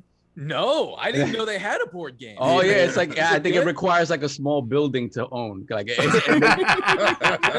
it's like the expansion boxes are like games unto themselves. So apparently it's some humongous thing that people don't even know where to put in their house. So what type of game is it? It's I guess I'm not sure. I don't know if it's trying to emulate the actual game experience. You know, look at Lasercorn. I'm about to look this up. Let's go look it up. No one's looking it up right now. You see, he was on that turbo. Now he on this. It's kind of crazy though. It's kind of crazy. No doubt, man. Salute to Lasercorn. Yeah, that sounds good, man. I would play a Bloodborne. Oh yeah, this looks fun. Oh, it's got tiles. Like, have any of you guys ever played what's it called? Betrayal at the House on the Hill? No. Or they have a Baldur's Gate version. It's funny that you mentioned Baldur's Gate. So there's this game where you build like a house using different tiles, and then you adventure around the house until an omen thing happens, and then one player in the house gets transformed into some kind of monster. And it's a different monster every time. There's like a manual. It's like, oh, you found the hidden mirror in the dungeon room? Okay, turn to page 54. And it's like, okay, you just got transformed into a shape-shifting tentacle monster, and your job is now to kill every other player in the game. It's great. But that's what I immediately thought of when I saw this. So this looks cool. That's what's up, man. Look, solve this box something. Solve this box something. We've been looking out for it on the channel. No doubt, man. Salute. And other thing I want to say, last thing I want to say also, as far as like what I think is really cool is like the gaming family aspect. Like you really do things with the fam. You know what I'm saying? Shout out to the laser wife. Y'all was playing Portal one time. I saw that was cool. Yes. You know what I'm saying? And then I want to shout out one of the funniest things you did. I felt was you had a series when your son was younger. It's like Get Wrecked, Son, and you was taking him through stuff, and it was hilarious. So what sparked like having bringing the fam and involving them with the channel? Well, during when we first had Tyler, he was around a lot, and like he like would follow me around, and I was doing a lot of shooting a lot of videos from home, and so he would want to be in the videos. He's in fact one of the first things he ever said was like, "Daddy, we make video?" and like he wanted to make videos with me. So I'm like, okay, but I don't think I play video games in my videos, and like it's gonna be rough for you because you're 2, and I don't think. And he's like, make video. And so I handed him the controller. And I'm like, all right. And I just turned the camera on and pretty much started playing games. And then when I obviously and clearly beat him very badly, I'm like, well, what should we call this video? Get Wrecked, Son. Yeah. And then my favorite part in those videos was when I was playing Injustice with him, and I was explaining to him what happened. Oh God, like, you played it. Yeah. And I'm like, pounding his son. I love this. Yeah, and then I would use the abilities, and I'm like, okay, now Daddy's punching you into space. Okay, now Daddy's punching you back down to Earth, and you're dead. There haven't been many of those videos on the channel anymore because he can beat me now, so we don't want that to happen. Yo, I just thought it was the most funniest concept. Yeah. It's like trial by fire with your child. Like you gonna show him the way. Get wrecked, son. You need to change it to when he beats you to get wrecked, Corn. Get wrecked, Dad. Ooh, get wrecked, Dad. Wrecked, Dad. But man, so cool. I might have man. to bring it back. Yeah. You gotta bring it back. You got he's deserved now. Like he put in some pain. Sounds hilarious, bro. King, it is hilarious. I was rolling, man. But salute to him. I love what you do with the family. And then the last question where I gotta ask is the name itself. Now, is it true the urban legend is true that the name is from the tat? There's some tattoo involved. Or something I have a tattoo on my back of a unicorn that shoots lasers, and that is where the name comes from. The Lasercorn, yeah. Why? Yeah, why Lasercorn? Because I have a friend, Ryan Bonenberger, and years ago, God, I don't even know what year it was. It was again like the 2010, 2000. No, it was earlier than that. It's like 2009, I think. And he was in the Marine Corps, and he was about to deploy.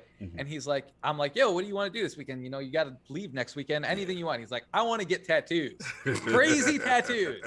And I'm like, okay, I can think of something crazy. So we had a few drinks and spitballed a few ideas. And I obviously something like that had to have drinks involved. Yes, clearly. I came up with the Lasercorn, and his is actually better than mine. What he came up with, though. So a lot of people know about my tattoo. His tattoo is Samuel L. Jackson from Pulp Fiction riding a T-Rex and shooting a gun. It is the best tattoo ever. He got that, and it's bigger than mine. And it's like all down here. It's a phenomenal tattoo. Yeah, and we got those, and yeah, it was fun. And yeah, he's in South Carolina right now. But one day, he and I will get together and get second crazier tattoos. No. He's like, don't do that. King is having flashbacks right now. Like, no. You know what? First of all, that tattoo artist was wrong, because anytime you're inebriated, you're not supposed to get. No. You bleed out all over the place. I said we came up with the ideas while drunk. I didn't say we got the tattoo. And then you still went on with it. He still went on with it. He went on with it sober. After getting sober, you're like, that's a good idea. That's a man of his word. That's a man of his word. The next morning, and with a hangover, looked at these scribbled drawings, and then we're like, yeah, this still seems like a good idea. Actually, when we showed up for our appointment, they like weren't ready, or they're like, oh, you guys are here. And we're like, yeah, we emailed you. We sent you the drawings, and they're like, we thought you were joking. You're actually gonna come in and get these tattoos. He's like, they can't be serious. No, we want the tattoo. Yo, so even the tattoo artist. The tattoo artist thought we were joking. Yo. No, we want the tattoos. That is hilarious. We a man of conviction. We're getting this done. Yo, salute to Lasercorn, man. Absolutely hilarious stories. I gotta ask the question that we finalized with people in the realm. I need Lord Lasercorn's top 5 video games or franchises of all time. Portal #1. I love Portal. The Resident Evil franchise, phenomenal. I've been playing. I haven't gotten to play the demo for the new one. Oh man, you got to put Maiden out there. Village, it's good. Yeah, and then can I combine Warcraft and StarCraft into one? Okay. Yeah. The craft games. I really like those. Yeah. Let's go. The real-time strategy, not WoW. I mean, I like WoW, but it was I didn't play that one. RTS. And then let's see, other franchises I love.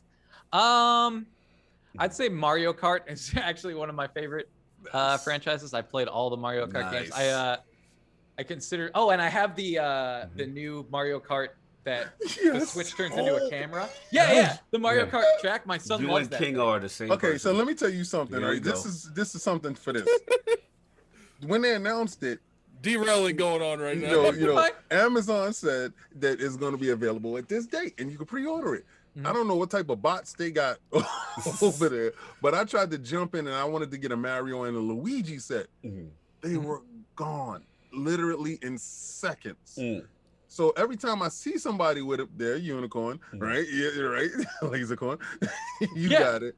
And you and Boom are the only two people that I know that I can say I know that has this thing. How is it? Yeah, it's really fun. That's weird that it sold out because I got it from a friend. Although I think Nintendo, my friend Jovenshire, has a hookup at Nintendo who I think shipped it right to him. It's really fun. I don't know how much longevity there will be to the game because it's kind of like, oh, it's fun and it's novel, but every time you want to play it, you got to set up all the gates and everything. So I don't know how many times we played it. We played it like maybe 3 or 4 times. It's fun, but I don't know how long it's gonna last. And if one of the gates breaks, then you got to fix the gates. But it is enjoyable. And the funnest part of the game is just the random stuff that happens, like I'll be playing and then my son will run across and then I'll see him in the camera go, and like try and dodge out of the way of the car and stuff. So that's kind of fun. And anyone with pets, you'll see like a giant dog on the screen. So that is hilarious. That's awesome. Yeah, salute, man. It's definitely picking up. I'm surprised. A lot of people have flocked to it, and I just haven't seen it myself like King, but I have heard the experience is fun. And one more. You got one more. Yeah, I got one more. Gosh, for my final, it could be a game or franchise. Yep, a specific game or a franchise. Important to Lasercorn. Influential to you. Your personal. I really enjoyed Chrono Trigger. Ooh. So fire. I might have to throw Chrono Trigger in it. Fire. Yeah. Bontis is smiling somewhere in slow motion. Backslap. They have a huge chrono effect. Salute. Last one. And I think this one should be easy. Let's throw this in real quick because I need his opinion on this. Oh no! And it's not messy. It's not messy. Don't do it. First off, they think I'm about to say the Zelda thing. Me and King got. I'm not. I'm about to actually flip this on them. Have you played the Mass Effect? Oh God! No, I don't actually play the Mass Effect series, but I heard with I might get back into it. They're doing the remaster, right? Yes. Okay. Yeah, or I might actually get into it for the first time. The same guy that sent me the Mario Kart thing swears by Mass Effect. Yes. And I feel like a lot of people are judging you in that game. Yes, that is accurate. Judging is like, that is accurate. Remember that? Yeah. That is accurate. Yeah, you owe yourself to play that trilogy. Amazing. You know what I'm saying? I will. And the favorite console of all time. Ooh, favorite console. Only have one. Desert Island. What? N64. GoldenEye, Smash Brothers, Mario Kart. My generation. Well, technically, he's not my generation, but he's one of the few that has said the N64. Because I'm tired of people say Pong and all this other nonsense. Nobody said Pong, man. I'm sure we had a lot of guests. I'm sure you can find one of these people saying Pong. Oh my God! Pong is not a console, sir. Yeah, actually it is. Oh yeah, actually, on its own, it actually is a console. Tell me it is. He age shaming us. Yeah, we definitely age shaming. You call yourself old, like you don't know how old we are. Fact. So to stand up for the 64, why the 64? I gotta hear it. Why? Too many happy memories like GoldenEye, Mario Kart. They had Bomberman for the 64, which was like that multi-level. The wrestling games you played them. What? We did play the wrestling games a little bit, not as much as the other games. Oh, okay. It was just we had it on rotation. It was like Mario Kart, Smash Brothers, GoldenEye. It's like those games. And not like, which one of those games are we playing today? And not to mention the GOATs, the Zelda Ocarina of Time was on that. Oh yes, if you're going single player, yeah, Ocarina of Time. They had Perfect Dark was on there. Yes. There were a lot of just too many great games. It was a classic college console. And not to mention, like Mario 64 probably single-handedly invented that whole genre. Yeah. Oh, yeah, Mario 64 was great. Salute, man. Tremendous gaming history. Love it, man. We got a couple more topics before we move on, but yeah, man. Outstanding. Soft, do we miss any super chats? Yeah, we got a few. First off, we have Smitty Smith with the $2 super chat, and Lord Soft. Thank you, sir. apparently, Dealer hates my guts. Dealer thinks it's a three-person podcast. Salute to Dealer Gaming. I mean, last time he was on, I was like, I don't know something like that. That's my fault for not being online. But you know what's crazy? He knew you was gonna read that. I know that's funny. Dealer, I'm inviting myself to RDX now. Yes, salute. Get him on the show. Doing to you. Facts. Then we got K Megan with the $2 super chat. What up, gamers? And ILP Connect was amazing. Yes. Another Connect supporter. Shout out to GRG gaming in the building. Salute. Now, if only there was enough of you, they could have survived. We was the only people that purchased. For real. Everybody said that, Hey, I bought that Connect 2.0. I was forced to. So. That's why, What else we got? Then we got the Board Game Renegade with the $5 super chat. I have over 400 board games here in the Bronx Boogie Down. Beautiful. Love the Iron Lords welcome to play with me. That sounds kind of bro. creepy, though. That sounds nice. When the pandemic's over. Perhaps you should have reworded that, sir. Iron Lords, you can play with me. He's gonna have Solve on one of those little rotating things. I'm done. Moving on. Pause and time. I agree, Christopher. Pause and time. Moving on. Yeah, we're good. We're cool. All right, we're all good. So let's get into the poll and the topics. All right, last week's poll results are in, and the people have spoken to the question with the recent reveal of Microsoft's Q2 earnings regarding the positive health of the Xbox division. What has you most excited for the future of the platform? The winner of the poll at 63% of the vote was More Studio Acquisitions Group. Coming in at second at 23% of the vote was 18 million plus Game Pass subscribers. In third place, 12% of the vote was Xbox overall gaming revenue. In last place, with only 1% of the vote, was they still need to recoup their money from Bethesda deal. Good. Shout out.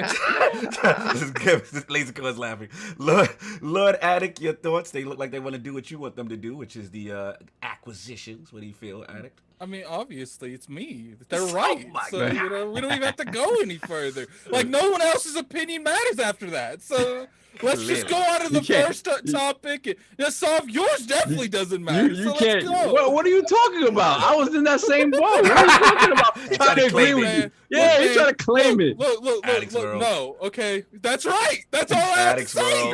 All Addicts World. Anyway, moving along.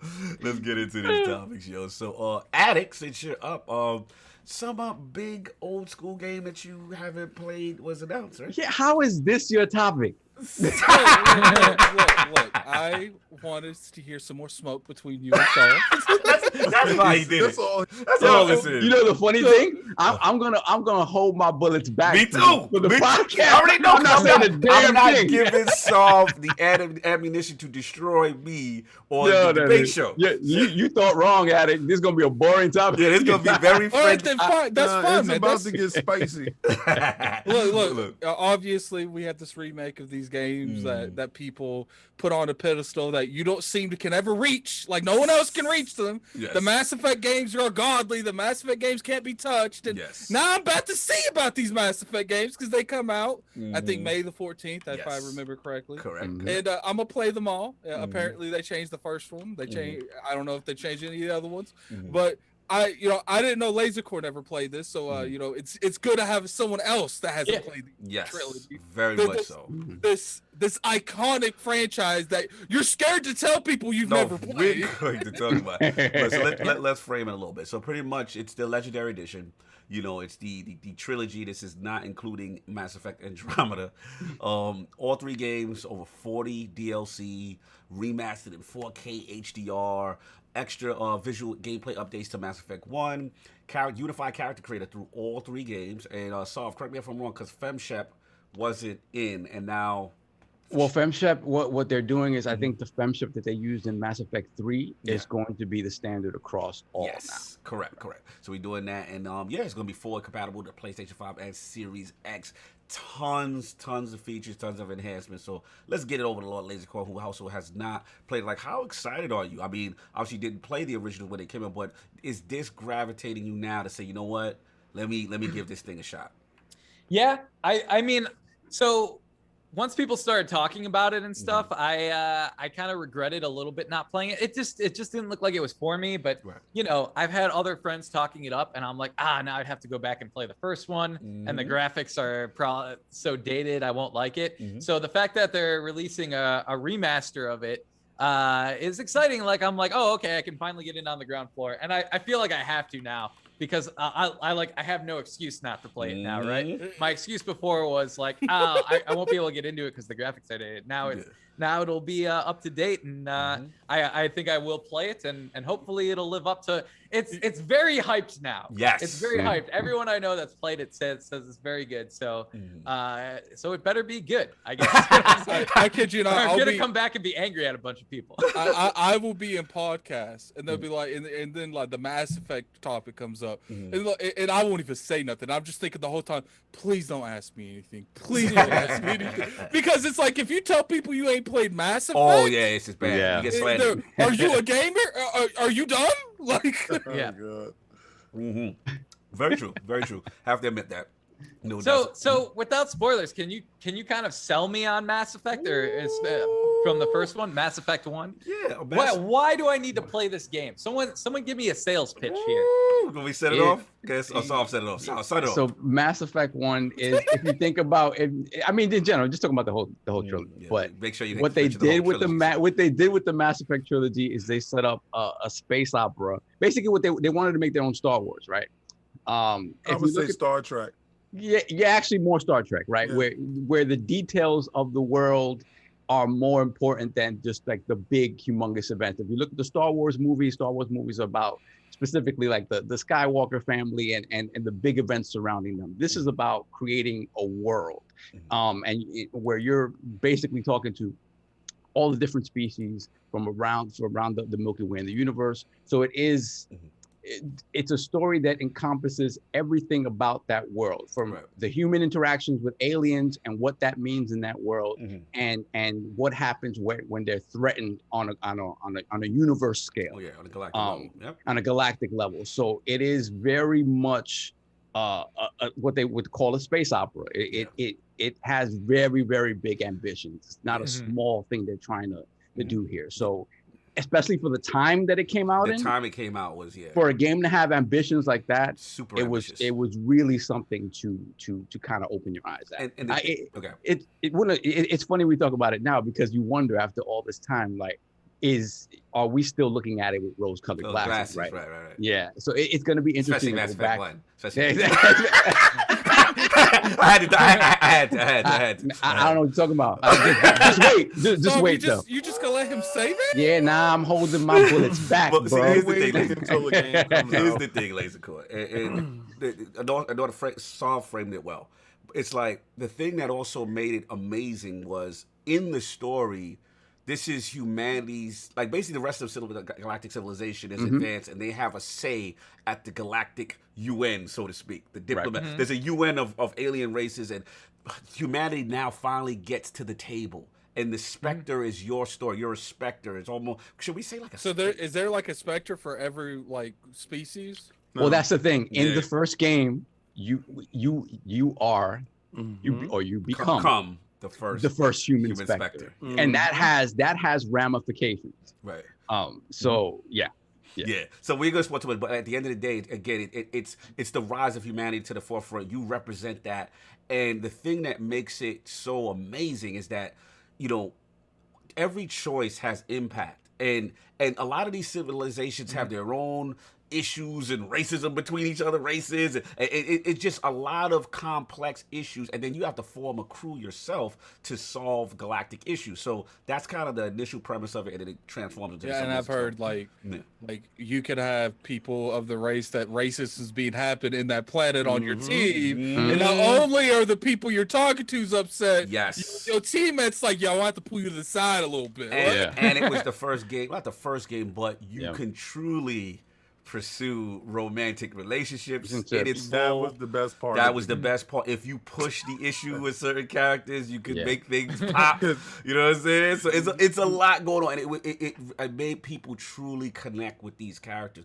And there were life and death decisions also, where what you did in a game would carry over. And if that character died because of decisions you made, or you killed said character, or whatever, that person would be gone, and my game and your game would be completely different based on the choices you made. Everything had dialogue impact, and it was BioWare at its finest. You know, it was truly the pinnacle for them, and graphically at the time, it was amazing. You know what I'm saying? So it's so much going for it. Let's get the super chats and we move, because we got a lot to talk about. I'm sold. I'm definitely gonna play. Nice, my man. Yeah, for sure. We got Brap with the $2 super chat. Salute, Lords. Brap. No doubt, brother. I'm about to bark on you in a second, though, but we got Squirrely Dan with the $5 super chat. Cog shamed me before the show for not playing the Mass Effect games. I did. Shame on you, Cog. I have feelings also, and I place the Mass Effect codes on the Xbox store. It seems like it's a gaming sin if you ain't played Mass Effect. No, it is. You're looked at, you're frowned upon in the gaming community if you have not played this. Then we have Brap again with the $2 super chat. The elusive man. Whoa! Talk that talk. What kind of low-hanging fruit is that? That's Martin Sheen. Of course he's the GOAT. Like, come on. Martin Sheen in Mass Effect 2. Salute. Yeah, salute. Come on. That's like Denzel. Like, come on.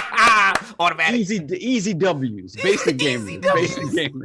And we got Squirrely down with the $2 in the chat. Salute, hit the like button for the best podcast on YouTube. Thank you, sir. Shout out to Canada in the building. That's the homie right there. Always love, even though he give me a hard time when we play Xbox Live. But salute to my man, Squirrely Dan. We got some snow today. We can't compete to you. You know what I'm saying? But shout out to Game by Choice. I peeked out the window. It's bad, bro. Shout out to Game by Choice. He said, y'all all just made me want to play Mass. Bro, as a gamer. No, we all didn't. I didn't. I did not advocate this. I don't advocate this whole. Let's go. Legendary Edition. Oh, let's go. All King's ready. Let's go, King. This is typical EA, slap some paint on it and sell you the same crap that they've been giving you for years. I mean, they could have taken the time out and did a Resident Evil remake. Oh, you want they want to do a remaster. Remasters is so last gen. Oh. And I'm so sick and tired. This is the unkept secret that, you know, that everybody knew about this.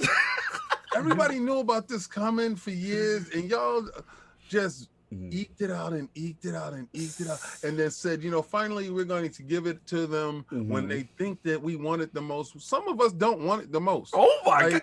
I'm be honest with you. Don't give me the same regurgitated crap that you've been giving me for years, the stories that I already played, and try to play on my nostalgia and charge me another $70 for it, and say that, oh, here's the DLC, the 40 packs of DLC.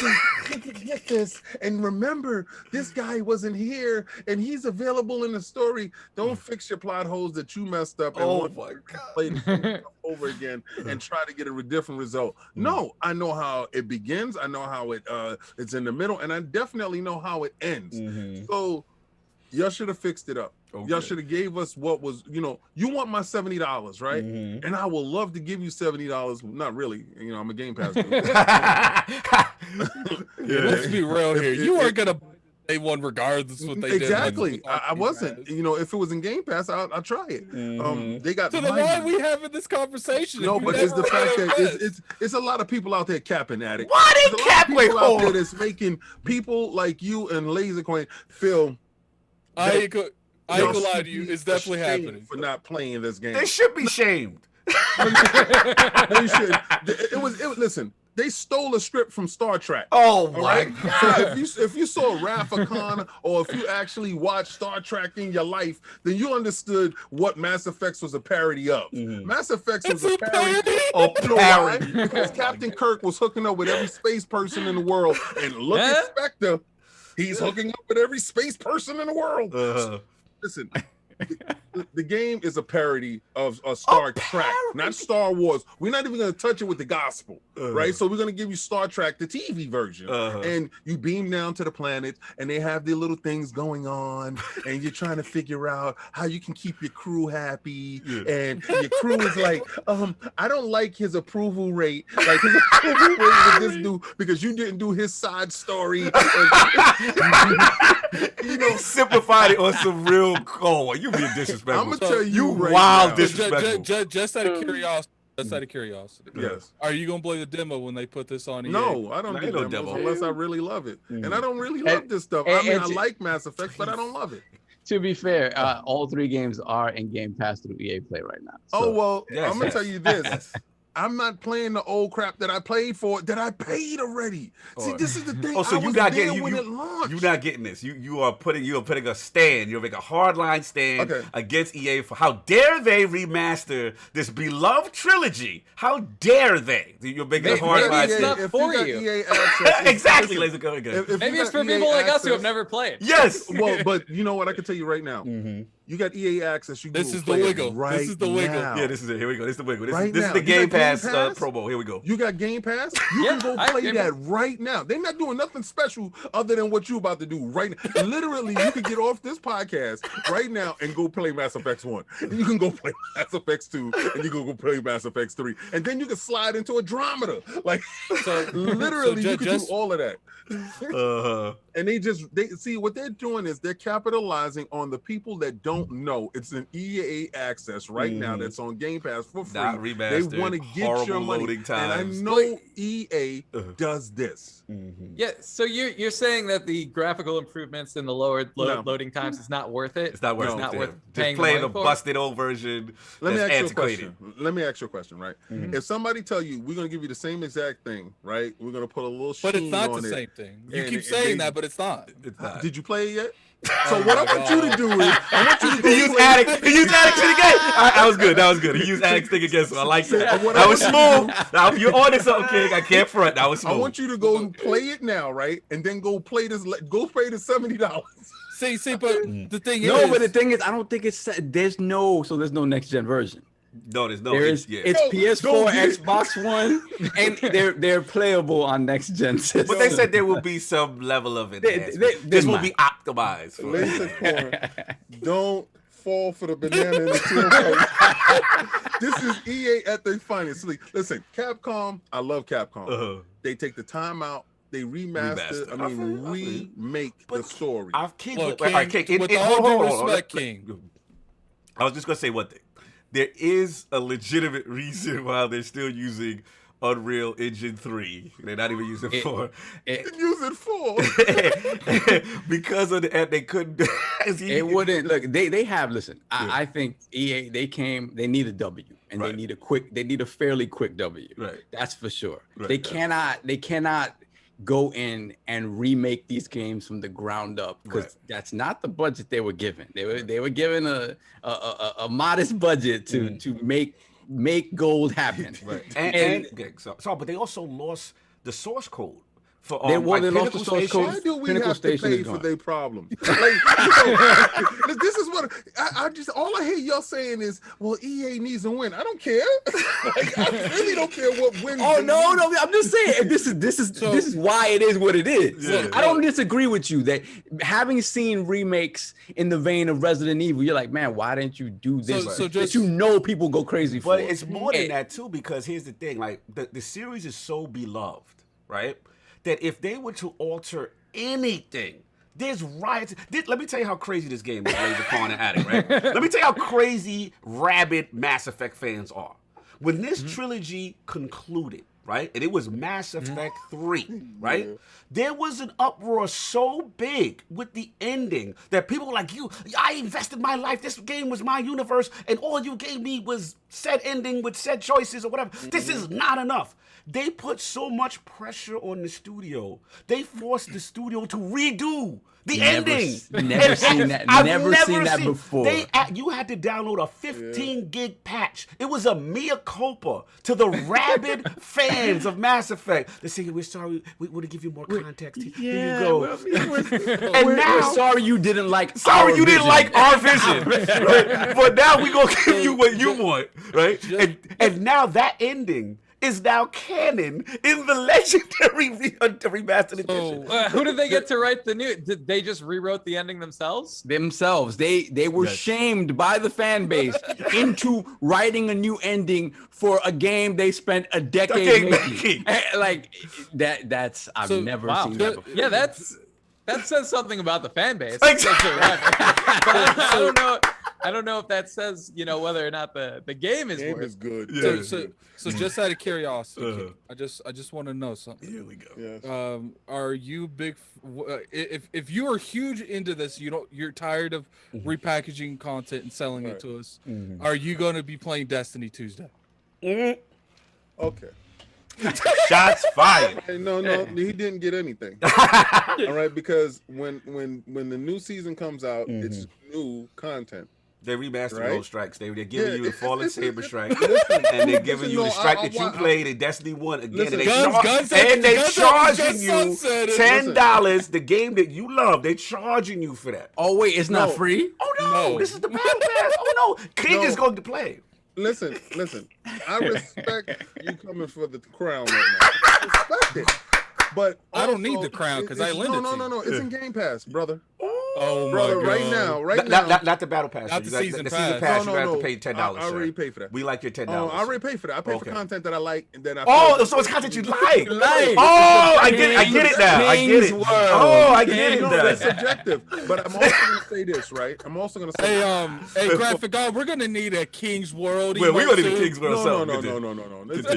It's not that serious. We need that cat emoji. The cat. What I do say is this, right? Because it's new fans out there. There's a lot of reaching going on right now. That may not know this information that I'm going to drop some tea upon you. Okay. Right? That legendary stuff is for these rabbit dudes. These two dudes that want to go back. Look, it's the sky is sparkling. That's them. All right. Don't fall for it. It's in EA access right now. Go play the game. You just want the experience. You want to see those strikes how are it in is. Destiny 1. Go play that No, game. no. And listen, I definitely would be doing that. But what I'm saying is, you don't have to pay. Vault of Glass is in Destiny 1. Go play it. You can play it. You can play Destiny 1. But I'm doing it. I'm just telling you to save money. Now, if you don't want to save money, if you don't want to save money and you want to give, this is it. Go test it out. If you don't like it the couple of seconds that you do play it, then don't buy the Legendary Edition. But you didn't save money. You just spent it before the argument. That's all. My thing is, I've played this stuff, right? My level of disappointment with them is, don't give me a 4K coat and tell me we patched some holes up and we're going to go with. You want a this remaster. system. You want a remaster. This is what I want. Yeah. Right. I mean a remake. Excuse me. A remake. They're so afraid of their fan base. You heard these two tell you. They're terrified of their fan base. If they change a hair on Spectre's head, the crowd is going to come out and mutinize against them and make them fix it. There's truth to that. So my thing is, you cannot be afraid, be bold. But here's the I agree 100%. 100% with you. The problem is, you're absolutely right. Yeah, the problem is because of what has happened with EA and BioWare's last 3 to 4 efforts, right? Where people have thrown eggs at the screen.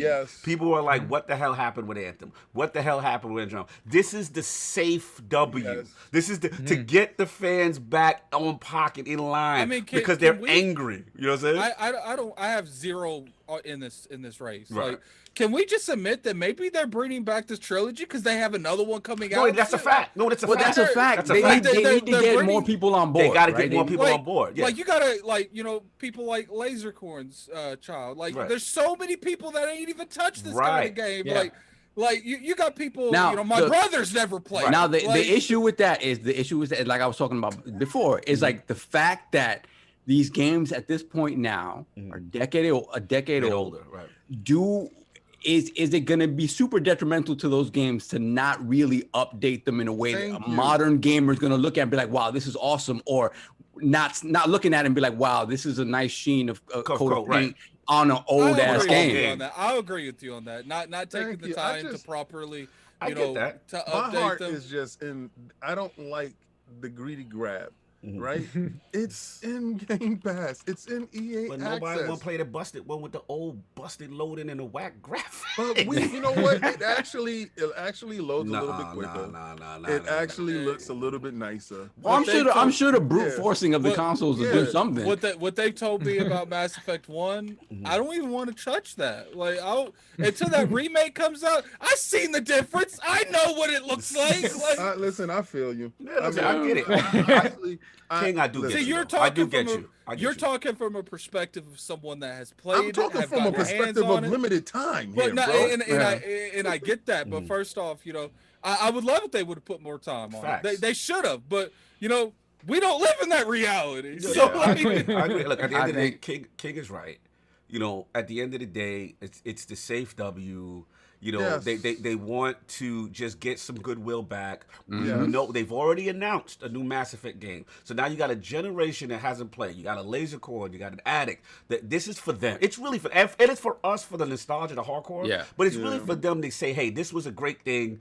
Play this, and then now, it is equally for both though, because when they showed the new one, they made it clear that it was a direct it wasn't Andromeda, right? It was a direct continuation of the trilogy that the fans loved. Right. So, it's a play. This is the obvious play to make, right? And you have to cash that chip in as quickly as possible. And I think I always go back to the argument about the boardroom. Versus the creative room. I think, at EA, more often than not, the boardroom wins out. I know they got a specific budget to make this game, and they said, make it happen. Right. And the last point I'll say to King's point, and then we'll move on because I know we go wrong with this, is that the thing we have to be real about. There are some missing things here. right? So one we talked about is Pinnacle Station DLC, which is not the greatest DLC, let's be real. Yeah. But it is missing, and from my understanding, they lost the source code or whatever. We also know that this is going to be an Unreal Engine 3. They're reasoning that they would have to remake the whole game if it would have been in 4. You know, I'm with King on that. God forbid we work hard for your God. King, I'm with you. We break a sweat for your cash. King, I'm with you on that. That does seem a little lazy. I would have liked. I'm pro developers. I'm never going to say lazy, but I would have liked. No. I would have liked. I'm talking about the boardroom. Yeah, I agree. I would have liked. I'm not talking about the developers. Right. I know the developers want to give you the best product. Facts. God forbid. Right. The developers are like, look, we got this amount of money. We can clearly, do it for this. clearly the boardroom said, no, you getting this budget here. It's lazy was the wrong word. I meant to say cheap. Yeah. So this is probably how this went. The developers was like, look, this is how much we need to do. Like, we got that Unreal Engine 4. Yeah. Wait, what's this? What's this? Like, no. Use that old 3 that you got and put use your iPhone 7 to record the video. Okay, I feel you. So at the end of the day, I mean, it's still scalable on some level, but at the end of the day, and then it's 2 other points we got to make. It's that no multiplayer. Now the multiplayer from 2, especially part 3, is revered. It is really good. So I'm giving King ammunition. So there's no multiplayer. Yo, listen. I don't know about revered. Yo, listen. Revered. Go play it inside Game Pass where all the stuff that they taking out is there. Oh no. Oh, that's true. I forgot about that. And let's just be real here. They're doing this because right now, if they popped out another Mass Effect, they're gonna get the Solves, the Kings, and the Cognitos to buy a new Mass Effect. No, I'm talking about a brand new Mass Effect. Okay, Like, they don't want just them. They want the Lasercorns, the addicts. They want all of us buying Mass Effect. Facts. It's the only way to do it, right? It's the only way. But like I said, I don't know if a modern gamer who hasn't touched these games before doesn't look at that and just like, oh, that's a nice sheen on an old game, feeling game, on an old feeling game. The key is when a Lasercorn gets it, right? And he goes through his what's his experience like? Does he feel that? Was Addict feel that way? You know, is it going to resonate with them? That's going to be the key. To be clear, man, even like I said, taking off the rose-colored glasses for a minute, like even back then, some of the conversation stuff felt stilted when it was happening. You know what I'm saying? Like you had so many different choices, especially I got to give a shout out to FemShep because FemShep was definitely better acted than regular Shepard, than male Shepard. So yeah, some of the conversation stuff feels stilted in comparison to what you see in a game like The Last of Us 2 or The Witcher 3. Like the conversation. Robot talk ain't gonna fly now. Yeah. But imagine me coming back to the ILP after I play this damn trilogy. And I look at Cognito and I look at Saul straight in the face and I say, what were you guys thinking? No, listen, if you're not feeling it, you're not getting past the first 2 hours of the first game. I already know. I know you. You're gonna drop it like a bad habit. Addict, I would advise you if you're not happy with Mass Effect 1, you can clearly a greater experience in Mass Effect 2, and then we can revisit. I mean, Mass Effect 2 is the more basic experience. You might like that one. you gonna stop, Saul. You gonna stop. That's our debate show. All right, time. That's the debate show. That's our fight. That's our fight. Yeah, that's our fight. He wanted them to fight. He set us up. Part 1. Yeah, he set us up. He knew what he was doing. He knew what he was doing by picking this topic. I wanted you to just go to Game Pass and play. Yeah. There appears to be a whole different fight. There's the just play the original versus wait for the remake, and then there's also part 1 versus part 2. You know what's funny though? In part 3 is so good though. So good. Everybody just keeps it out of the comments. Nobody bothers with part 3. Anyway, it's fantastic. Last 2 points, and then we gotta move on. We killed this topic. Is all right. There's 2 little funny things. One, collector's edition. So there is a collector's edition with a life-size helmet. You know what I'm saying? It lights up. You got all this little stuff. That Solve and Cog are buying. I don't know because the game is not included. They're just selling you the helmet. All I have to say is there's a reason Solve and Cog has a green screen. Because if they bought it, you'd never know. So you got that, and then I thought this was kind of interesting. Switch may be coming in hot. shout out to the director. You know what I'm saying? He said he would love a Nintendo Switch version of the Master Look King's face right now.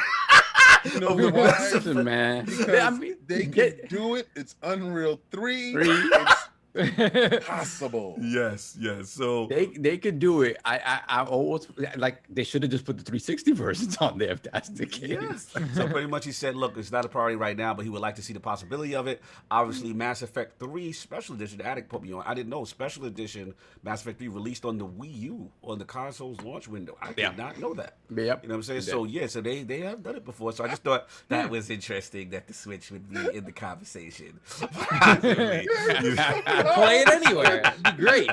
Play it anywhere. So look, that's all I got on it. Fun topic. Mass Effect, a beloved series, and of course we will be having a debate show versus the evil Sov and his cronies. Am I invited to the one after it comes out? My cronies that include Richard Hogue, Bill Stillwell, and Ryan McCaffrey. I'm assembling my crew, and we shall meet in the debate battlefield. Cog's shook in his boots a little bit. No, he's got some heavy hitters. That's a and see, I forgot Lord Ainsley Bowden. Yes. Oh, we got some heavy hitters. But I got some guns. I got some gunners. We will reveal the gunners for you. You know what I'm saying? So we see what's up. But look, that's what I got. We got to move on into the next topic. Let's get these super chats. Get the super chats. Yes, please get the super chats. We got Squirrely Dan with the $2 super chat. Grats on the snow. We sitting at minus 45 to 3 to 4 days. Oh my goodness. You can keep that Yellow Life. Yeah, you can keep that. I'll take the snow. No, thank you. I'll take none of it. Then we have the Living Flame with the $2 super chat. I do agree with King. Sadly, Demon Souls treatment. Now, I think that's being a little generous. Demon Souls got an entirely, new coat of paint. Yep. This ain't that. This ain't that. You're gonna find out what it really is. Right. Then we got Pixel Bit Z with the $2 super chat. I'm mad at King because he's right still. King out here folded on nostalgia. Then we got 108 Dragons TV with the $5 super chat. Good afternoon, Lords. I'm not buying this again because I've beaten all three times apiece, but they still be dropping in a year on EA Play, which equals Game Pass. That is for sure. And they will be there in a year after they launch. That's for sure. No doubt. And we got JD Gamer with the $10 super chat. The problem with it is that the new Mass Effect isn't coming out for at least 2 years, and you need to get a new generation pump for Mass Effect. That's what it is. And to me, it needs another year of development to be the game it should be. That is true, though. Like, you often risk... Like, I honestly, those same thing. Like, give them another year. Yeah, and that's the thing. They need the W soon, but the new one isn't coming anytime soon. So you can get people pumped, but oftentimes you want to have that sort of that rush from having played those last ones immediately translate to a new game 6 months later or something like that. That's not going to happen. So yeah. So are we good? No, we got one more. One more. We got $5 super chat from JD Gamer, giving another year. Oh, did you say all that? No, this is a new one from JD. Oh, $5 super chat from JD Gamer, given another year of dev time, could have moved the Unreal 4, completely overhauled Mass Effect 1 the way it needs to be while pushing Mass Effect 1 and 2 to the next level. That's it. Yeah, and it's but again, that's not their fault. I'm sure they would have wanted. Listen, they know the win that they need. Right. They know the win that they need, and this is treading water because again, for some people, it's like, oh, great, I'm just getting it back. I'm one of those people. Right. But there are a lot of people like King looking at it like, really? I got it in Game Pass. Really? So you're not selling me something I got parked in my garage. I'm not doing it. That was good. Are we good, sir? Yeah, we're good. Right, look, so this is me, man. I thought this was a fun topic. Yeah, it looks like we did hear rumors after the the ZeniMax thing with Microsoft, that shout out to Lord Satya, that they are still going to be in the acquisition business, right? So a lot of rumors have been flying. I thought this was a fun rumor. Again, rumor, take this with a grain of salt. No one is saying this is definitive. These are rumors, so I have to state that. So shout out to the White Report. On Twitter. You know what I'm saying? Wow. I don't know. What is this? I'm just giving it the source name. Shout out to the White Report. Yeah. Leave it to Cog to bring us. Why gotta be leaving to? Shut up, man.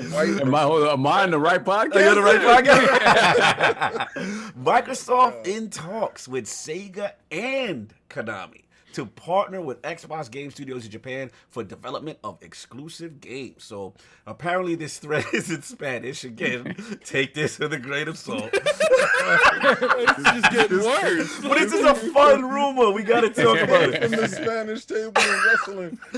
Shout out to Galavision. Shout out to Galavision. Cog sent me that tweet. It was like translated. Translate the tweets, you know. This is spicy. These are acclaimed Spanish sources that we must parse through. Man. Like, I speak fluent Spanish, and sometimes you gotta wonder, man, where they getting this information. Shout out to 41 Nauticus. I like to be able to. He said, I'd like to add a couple more details for the original thread. Okay, Xbox would have access to the intellectual properties and creative heads of Sega and Konami. Sega would keep its pachinko division, which is now, we know, a separate entity from its game development division. And that we know is true because we know that they've recently, Sega has separated the business. Yeah. There's always been a problem with any corporation trying to acquire them, that the pachinko arcade stuff and the game. Nobody want no pachinko machine. Right. They were right, who the hell wants a pachinko machine? We definitely don't want any of that. It's like somebody going out right now and buying an arcade room. Especially in a pandemic, you know, the business right? not going No. down. So again, it said, and then the final part of it is Konami will allegedly had conversations with Sony regarding the partnership of a similar fashion in the past. So again, nothing says grain of salt, nothing confirmed. Now also the source said that it had a person that had connections to Windows Central. Shout out to Lord Jazz. He jumped in front of it. And he was like, nobody at Windows Central has discussed or claimed to have any information on this. But then the guy kind of replied back and said, I'd like to clarify, the original poster claims his source does not directly work for Windows Central, but is rather heavily linked to it as well as other Microsoft divisions. So here is the rumors. That's what we hear right now. I want to get this to Lord Lasercorn as far as potential Microsoft signing Sega and Konami. You know, do you, one, think there's any truth to it? But two, and also if there is, what do you feel about it? Would that be good acquisitions for Microsoft, do you think? Yeah, I don't know. I feel like Microsoft might, light a fire under Konami, and maybe we get Silent Hill or something. Because they'll give that IP to that studio they bought with Bethesda. Mm-hmm. Yeah. But because Resident Evil's doing so much, and I know the Silent Hill fans are not happy. So yeah, maybe a good thing. But any truth to it? I mean, I don't. You've got a Spanish tweet that these are reputable sources. Yeah, I've never heard anything about this. Not that I'm super up on everything. Are you questioning the authenticity of the White Report? Look, I am. I'm sorry. It's a fun rumor, but as far as any truth to it, I'm sorry. Who did you say came out and said that we're not in talks? Yeah. So shout out to Jez Corden of Windows Central. He just said that Windows Central did not say this. That's all pretty much. Right. Because the Spanish source said that they had a contact that was close to Windows Central and Microsoft division. So Jez had to get in front of that. But continue.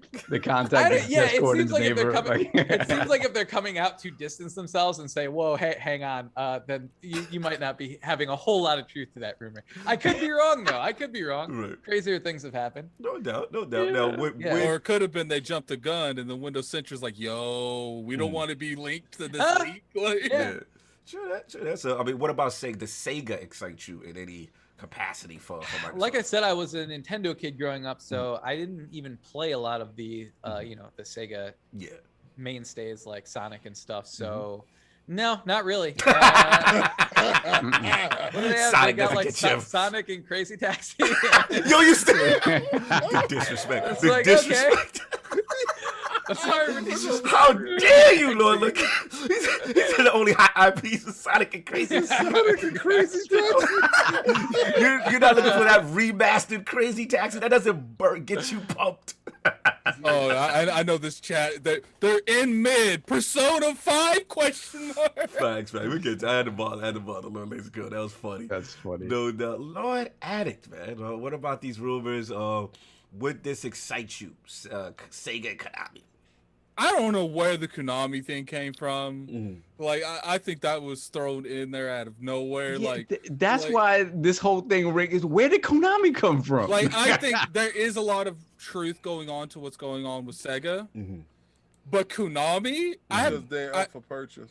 I'm sure there's a lot of places. WB's up for purchase. I mean, we did say Microsoft was buying that. Never mind. Yeah. But like, look, here's my thing. Microsoft does not need Konami. Really? I don't care if they make a new Silent Hill. What about Castlevania? What about Metal Gear Solid? Ooh, yeah. It just depends on how much it costs them. Like Sega, let's say they buy Sega and Konami. Like, first off, are they even linked in any way, shape, or form? Who those two specifically? Sega and Konami? No, that's the thing. That's why it's like Konami. How many studios is Konami? Hey, chat, tell me how many studios Konami has. I know one of you know. Like, I just like, I don't bully the chat. Bully the chat. He's like, yo, Google. Google that tell chat. Me how many they got, Google? I mean, look, Gene said 0. Look, I don't see any value in Konami. Now, I see value in their IPs, but you know, clearly they're not doing nothing with them. So, I mean, you're reading it wrong. What? You're reading the white. Y'all keep disrespecting. You're reading it with black eyes. I mean, I had to do that. That joke was there. Let's say there is a possibility that this happens. I mean, I think Sega would help them, and you know, Konami could help them too, because Castlevania to this day still has pull. Yeah, you know, I don't think Silent Hill has any, but you know, and that's just because, you know, Castlevania still got the, you know, the Netflix series going on. So that, you know, it's still got some type of IP that's going on, and people still play that 360 game to this day. Can I just say the Silent Hill fans are out there though, because I've seen there's memes. You got to be on the right message boards, but there's the guy poking Konami with a stick and looking at all the Resident Evil remakes and saying, "Come on, do something." There's memes.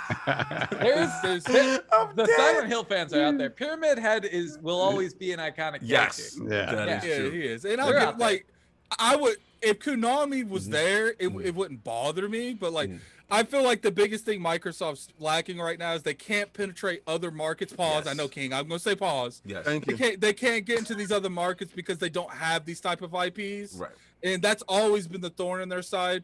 That is the one genre. Well, there's multiple genres, but that's the one area, that Japanese influence, that Microsoft doesn't have. Right. And they need that to get into some of these markets that they're just not in. And just to be clear, if you really want to hear more on this topic from Attic, you can definitely check out his video that he has up. He has a very good video up. Sega, the final piece. I think you're reading the papers wrong. I think you're reading it wrong. Look, man, right? Because I can read white papers just no. I bet you can. Yo, Lasercorn fella. Welcome to the ILP Podcast, Lasercorn. I'm sorry, Lasercorn. That's how we joke here. So. That was funny. You were born with the decoder ring, right? I bet he's onto something. Just because you said that. He turned his camera off. I love it. Shout out to Attic. I think that they step to these companies and ask them to license their IPs. I think they step to the companies and ask them, could they use their IPs to make these games with the development houses that they do have, so they do make the games in conjunction with these companies. Right. So that's why I think the disconnect is. Okay. I think there's validity in this. I don't believe that there's acquisitions. Right. Now, as far as Konami goes, as far as Konami goes, as far as Sega goes, I believe that there could be acquisitions in that part, because after watching Addict's video, he enlightened me on a couple of things. Now, from my little backdoor stuff, this is not on the level of ZeniMax. Right. Correct. So let's temper this back. This is smaller acquisitions, to be honest with you. We're talking about something on a level of ZeniMax. That's the rumor. That's the real rumor. Well, not even rumor. That is, I mean, Satya already came out and said they're still looking for we know where King's going with this. Yeah. Right. So they want a publisher, they want a distributor, and they want development houses. in that same vein. Right. So when people try to use these little development, and I'm not saying Sega's little. I know what you're saying. Sega used to be a giant before, but they had diminished some over time. When we're talking about pachinko machines with Sega, okay? Right. So they separated from You that. don't want to gamble? No, not now. Not now. Money is limited, and I don't gotta be standing next to that guy who's coughing a lot and drinking. Yes. No. Continue. So Sega is a possibility. Konami, I think they will license their IPs because I think their IPs is more important than the Konami. Right. You understand, like Castlevania, Silent Hill. I agree. Right. And you Stuff know, like that. one thing you could say that might make Konami on the table is Microsoft stated multiple times they want to get more into the the TV show industry, the movie industry. And Castlevania, so they already making a successful Sonic franchise. Castlevania is doing really good on Netflix. Yeah, Matt Booty did say that in reference to the Silent Hill. I'm sure you can make a TV show. I'm sure, like Lasercorn said, they're out there somewhere. Oh yeah, they're out there. Oh, that's a fact. But Sony is more inclined to have that lane to Konami, in my opinion. Yeah. I feel you. You know, so and I think Silent Hill will launch on a Sony platform. Yeah. My thing is, these titles have been linked to Sony. Right. Castlevania remake. Yeah. Silent Hill Metal Gear remake. Solid. Metal Gear. Right. Metal Gear. Yeah. So I don't see how Sony even, Konami even lines themselves with Microsoft at any point. I think Sega has more ability. If someone dropped the bag, I don't think so. There are some American studios that dropped. I think right now in Japan, Sony needs a win. Right. All right. Yeah, the Switch is killing them out there. Switch is killing everybody. Switch is destroying them and blocking their path to success out there. Microsoft has taken blocking their path to success. King, stop that. I'm telling you the truth. I'm not lying to you. Nintendo is literally shutting them out of their home territory. And they shut themselves out by not having a handheld. But they all. It seems like since Jim Ryan took over, the focus has been America as far as even the allotment. But I think when you look at it, you can't put it inside the house. When you look at it, I think that is true. I think I don't know if King's point really flies with me, just because I just think because of the shift in how Japan plays games, they're losing that game. But I don't necessarily think certain franchises will help that on the PlayStation front. Obviously, it's still going to sell. But the problem is, I would see, like, if Konami got in bed with Nintendo and gave you a new Castlevania on the Switch, that's crazy. That's going to move the needle. Yeah, that's going to move the needle. Getting a new Silent Hill, great, but I think it does go back to, I think those games in this time period appeal more to Western gamers than they do to Japanese gamers.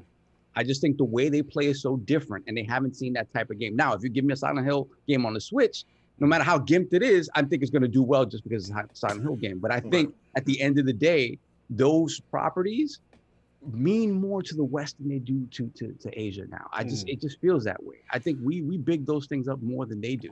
Right. I mean, we gotta see. This is an interesting topic. I definitely want to get one other point off in reference to obviously the rumors is still partnerships. That's another thing I want to clear, as opposed to acquisition all the way.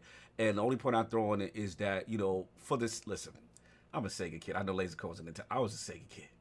And for me, this is what it go, King? He's so mad he lost. This is the Phil Dominus Maximus, you know what I'm saying? Aurelius move for me as a Sega kid. I would like to see Sega. So hold up. Yes. I gotta call you out a little bit. Oh, here we go. Call you out. Let's go. You told me that if they bought Sega, you would forfeit. He's better than Peter Moore. No, you would. He's better than Peter Moore at that time. You're that just one. No, I don't know if I go there. I don't know if I go there. I think his just one is one is separate. Why we gotta take that away? But anyway, listen. At the end of the day, picked up, that's crazy. At the end of the day, you know what I'm saying? Peter Moore, the reason why I love him so much is because he was there during the Dreamcast where he was that guy, and then he kind of spiritually successful and brought a lot of Sega properties over to the OG Xbox, right?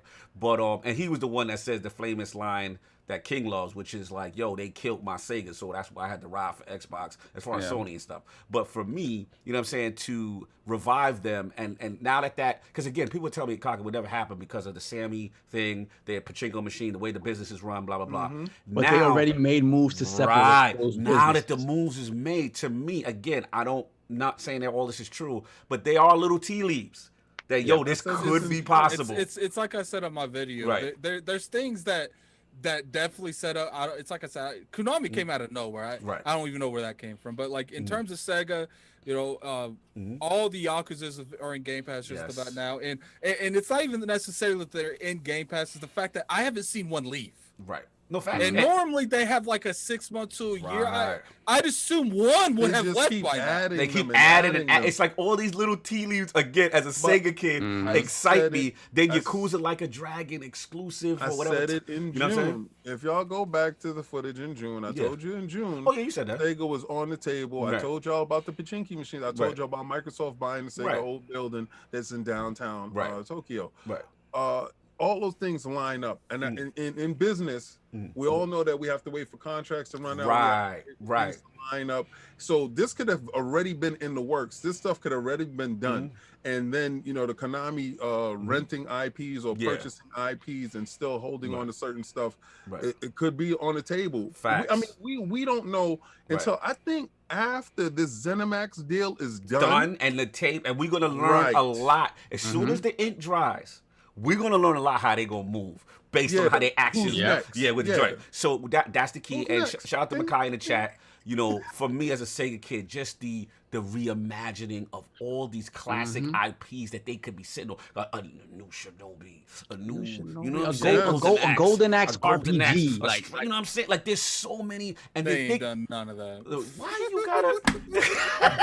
Here you go. Throw it away. Anyway, like I said, just the idea of licensing that out and just aiming for the cloud. That's right. I'm aiming for the cloud. We got the Streets of Rage, so why couldn't we get that next? It's stuff like this. Stop at it. Anyway, we got wow. Liz. So welcome to the round. Let's get the super chats. We got to move on, and then obviously Lord Lasercorn. I know we got your 2 hour limit. You know what I'm saying? I don't know how much time you do have with us, or if you want to rock out for the last topic, because I want to be respectful of your time, sir. How you doing on time? Well, how long's the last topic? We'll be quick. Let's stick around. All right, no doubt. Appreciate you, brother. Appreciate you. I just want to be respectful. Let's get the super chats off. We got Lord Roughness. My man. What's good on? So hope the Sega rumors true. You grab me by the collar. Oh my God. So hope this Sega rumor is true, and would love Microsoft to bring back Virtua Fighter. You and I. Yes, sir. God, aiming for the star. Yes, sir. Yeah. Attic, you gotta stop that. You gotta stop that. I don't like you with this aiming for the stars stuff. Stop. And we got JD Gamer with the $5 super chat. Sega is the cure. With Sega, we get Persona, the devs of Halo Wars and Age of Empires. When Microsoft conquers the console market, they get the win and the peace. Son, I will be on my Phil Dominus Maximus Aurelius who did that for you. I'll be bigger than King with this move going down. I doubt it very seriously. I'm telling you, bro, I will be popping bottles. Son. I doubt it very seriously. I will crown your man officially at that point. What else we got? Then we have JD Gamer with the $5 super chat. With the vast IP rich vault of Sega, I say hi to the PlayStation fans that have been running from the love of Xbox because we will have their beloved Persona. Oh my God, I would actually really enjoy Persona being on the Xbox platform. It's coming. Then we have JD Gamer, $2 super chat. Square and Capcom are both ZeniMax size acquisitions. They're not buying Capcom. Aiming for the star. Why don't you just, hey guys, Ubisoft. Man, I don't exclusive. Continue. Just. Then we have the RRD with the $2 super chat. What about the Skype meeting with Gabe Newell? Yeah, I'm sure they have Skype meetings all the time. With Gabe Newell. Gabe Newell's hanging out at wherever he is. Yeah, they got bought out anyway. Then we got Trapline with the $5 super chat. To King, real talk. All week gaming podcast make me feel bad about Xbox and my Series X, and every Sunday the king washes it away and keep the faith. Thank you. It's be something that I see on TikTok. Thank you, my son. Thank you. Please come and drink of the chalice of Microsoft. Who did that for you? Then we have Jean-Marc Louis with the $2 super chat. Give me a new Altered Beast. Oh Lord, on Series let's X. go. Let's go. I'm with you, man. Did we shout out the Liz? Everybody throw the crest up for the Liz. Yeah, man. for the Liz. That's the homie.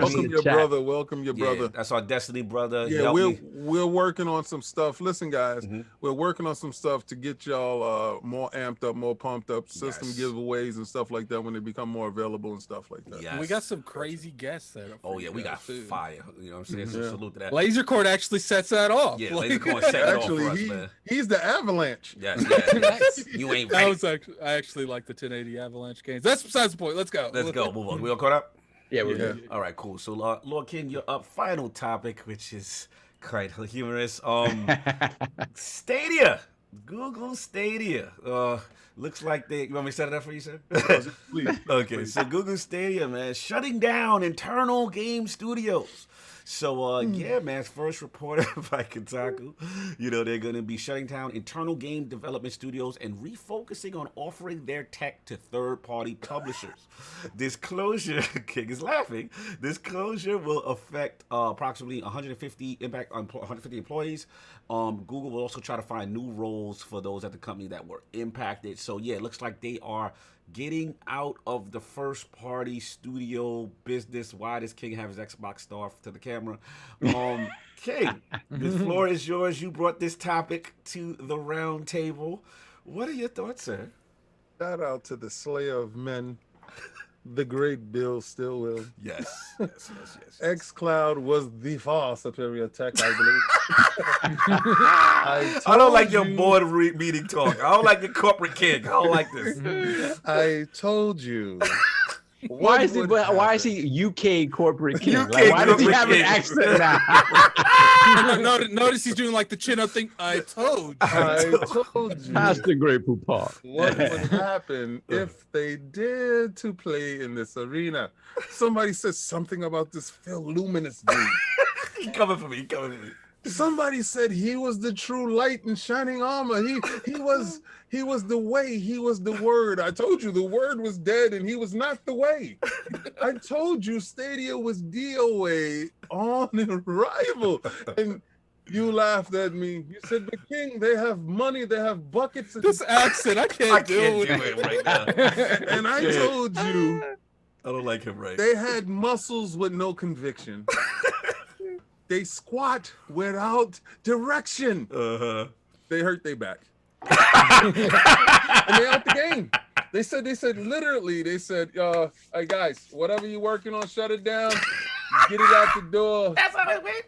And we're gonna reallocate you guys to Google Glasses. Oh, that's done too? Google Glasses is done. Stadia is done. Okay, all right. Don't worry, we can send you over to search engines. Get to search engines and work over there. We'll always have search engines. Everyone goes to go. No one's ever gonna Bing anything. They'll always have the search engines. Put them on Chromecast. But right now, they are doing the logical thing and licensing out their wonderful tech. Now, I must say, if anybody has got a chance to try Stadia on any device, you realize that the tech itself behind the product is fantastic.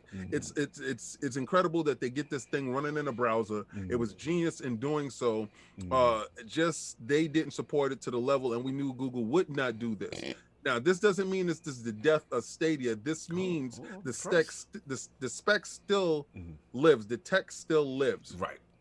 Who can benefit from this? Now that you're looking at that part, Sony can benefit from this. Sony doesn't have the infrastructure, let's say, they did partner with Azure. They did partner with Microsoft. They have Azure. But if you can link that with the Stadia tech, and I believe that you can, you can be able to have a viable cloud-based instantaneous type of system that can run up to 4K. So I don't believe Stadia is dead. I think this is a reimagining of them. I think they saw exactly where their pitfalls was and how much it would cost to get them into the game. Microsoft's has taken almost 20 years to get to the part where they are now.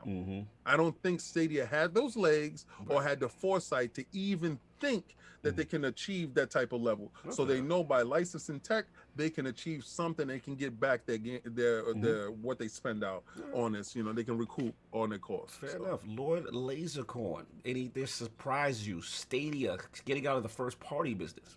No. I didn't believe in Stadia either. I didn't think it was going anywhere. But it does seem to have some interesting implications as far as like because I know MMOs are kind of limited by like servers and stuff. So if everything is happening server side, so like I don't know who could benefit for this, but maybe people running MMOs, maybe Blizzard, I don't know. But also, what were they saying? As far as there's something else interesting with Stadia that I really like. Oh, well, the whole problem with Stadia is it's limited by internet connection, right? So if your internet sucks, you know, it's going to be buffering all the time. So, I mean, maybe it could come back when everyone has, you know, like satellite hyper fast internet, you know, and it's not a limiting factor for most people. I just feel like too many people right now don't have the internet to play it. Especially in the United States, like we're so far behind the curve when it comes to internet. Fresh. Salute. Super chat then you. We got Jean-Marc Louis again with the $2 super chat. Stadia is going the way of the dodo bird. Then we've got Gerald Mack with the $10 super chat. The gaming community should be happy Microsoft is on a high enough level monetarily speaking to save us from Apple, Google, and Amazon with the purchase of these gaming companies. Shout out to the ILP. Salute, salute, brother. Thank you. And we got One Bad Mother with the $5 super chat. Mother, that's my guy. No doubt. Phil Spencer stealth destroyed the Stadia from the inside where he gave Phil Harrison that glowing referral. Yo, that's foul. Yo, you see what they doing on Twitter? They associate Phil Harrison with every failed project. They bad. I mean, they're not wrong. They not wrong. Because he was on PS3. Time. Real quick, PS3, Xbox One, and Stadia. You backed the wrong Phil. Oh, then we got Smitty Smith with the $5 super chat. Well.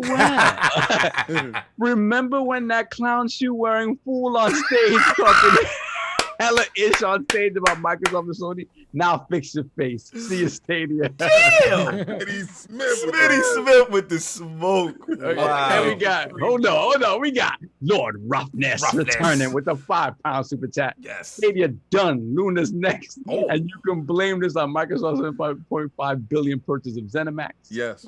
Wow. That's true. Listen. What's up, bro? I am never okay with people losing their jobs at the drop of a hat. Never okay with that. Factual. That aside, I am glad. It's like a disclaimer. I'm glad that's a disclaimer. Careful. That aside, I am pleased that they are no longer in the business or market for buying out gaming studios that I would prefer to have go elsewhere, i.e. the big three, not one of those. So I'm glad they're out of that business. I don't think, I'm gonna tell you right now, it really felt, and I think this has been a criticism of Phil Harrison a lot, that he has the Peter Molyneux-esque ideas. But in practice, there's always something. Then we'll get on to you. Exactly. That in practice, there's always something that does not work practically. When it came to Stadia, obviously it was the pricing model. That was never going to catch on. And I don't understand why everyone but them saw that. And it's just, it doesn't make any sense to me.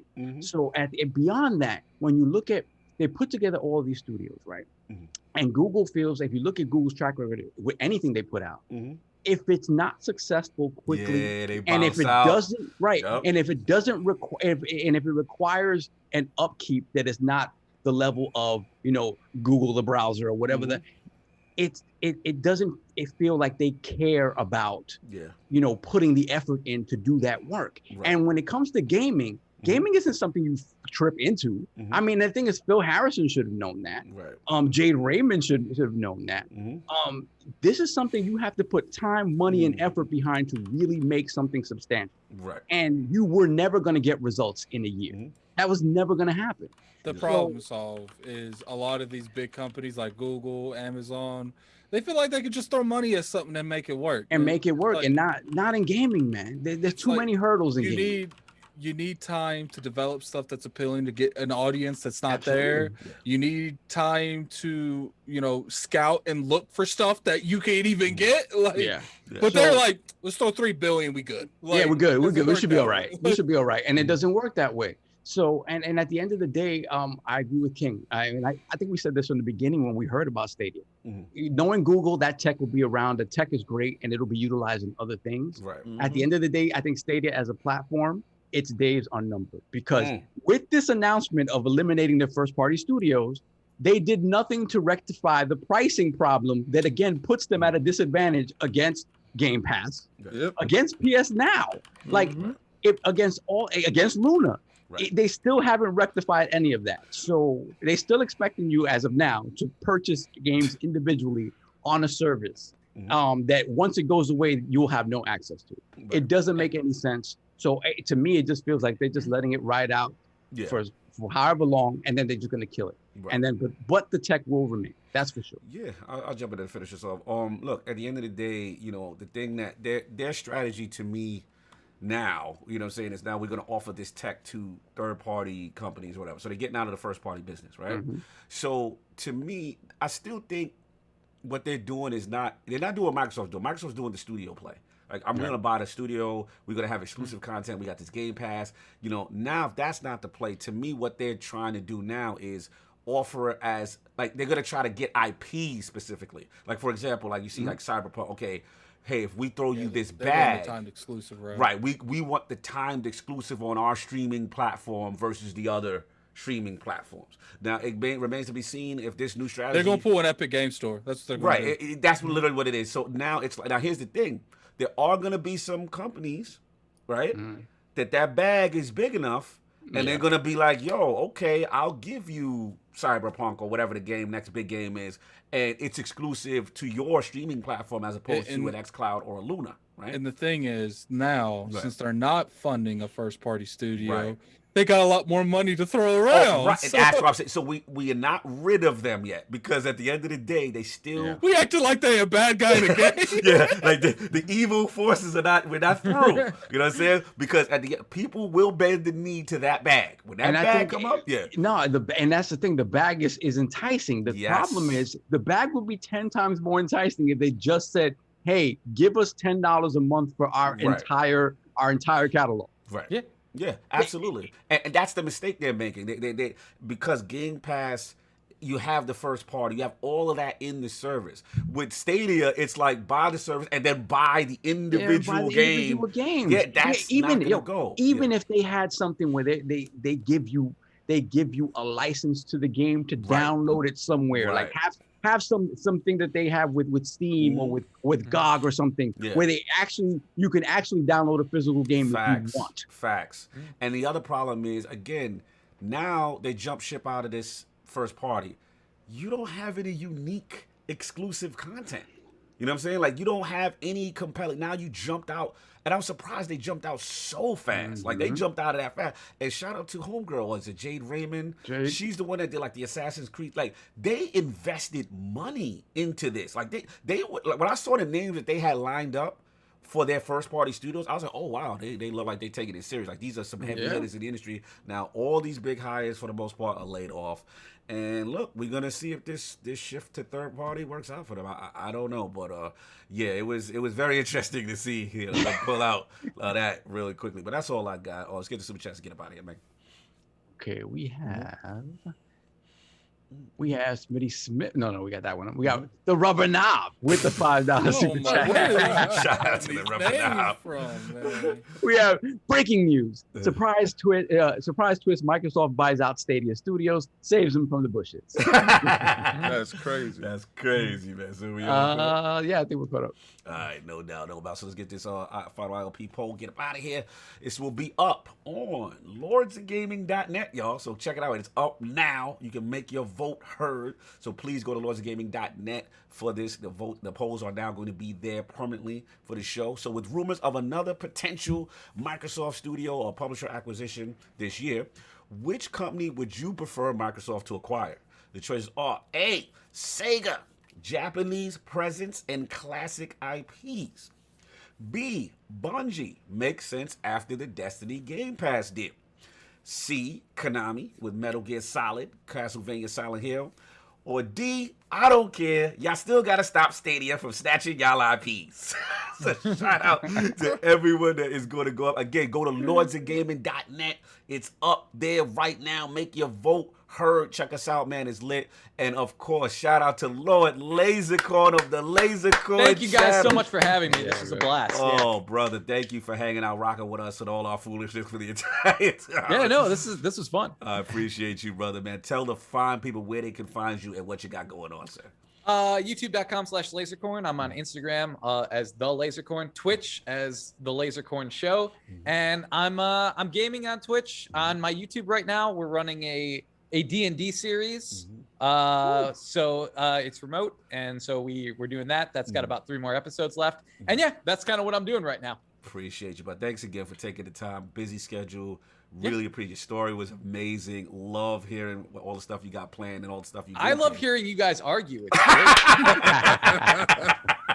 great. Yeah, we was light today, to be honest. We was light. we try to keep it a little less messy when we have guests. Yeah. We try to behave a little bit with front of company. Well, thank you. Yeah, salute. It was fun. You, it was absolute really fun. Pleasure, man. Lord Sov, where can the fine people find you? What you got going on, sir? You know me. I have to go see about my car, see what's going on. That's what I'm about to say. Check that But out. you can find me on Twitter, LordSov ILP, and of course BX Sovereign, PSN and Xbox Live. No doubt. And of course the co-host, the co-most, my man, Lord Addict. Where can the fine people find you? What you got going on? You can find me on Twitter at Lord Addict ILP. You can find me on YouTube at Gaming Addict. Be sure to go in the chat. I put all Lasercorn's information out, down there, oh, so definitely go down there and follow him. Lasercorn, he's more of a comedy person, so his stage is better than obviously what's going on here, because what I like about Lasercorn is he was one of the very first people that I saw that just does comedy. Like a lot of his stuff is just it's meant to make you laugh. Obviously, we do a lot of informational stuff here. Like we don't make people laugh at all. Yeah, we do make people laugh. mainly King, but if you want to go to a place and laugh, man, have a good time, definitely go over there to Lasercorn. Facts. I definitely appreciate it for coming on, because I know definitely it's especially involved everything going on. I want to thank all the people in the chat for helping me attack King. And that was nice. They were saying I got him back to the corner. Listen, obviously you didn't see it wasn't in color, but I saw it because it wasn't in color. So yeah, if y'all want to have your voices heard, you better do put the super chat in color. And my bad, I forgot to shout out Lasercorn because you called me out of order, and I got stuck on stupid for a second. I was like, wait a minute, I don't go first. Well, big shout out to Lasercorn for coming through, and shout out to him for finding that fountain of youth, because I looked at him and I was like, this guy's 20 years old. And it's the orange hair. No doubt, you already know. And of course, Lord King with the messiness, telling everyone not to buy Mass Effect Legendary Edition with his slander. Don't waste your money. Don't waste your money. It's free. I want to give a shout out to Lasercorn. First of all, the tattoo story was hilarious, crazy. Yes. It was absolutely crazy to me. Get wrecked, son. I'm literally going to watch just for alone. You got to bring it back. Yes, and you find kindred spirits wherever you go on your journey.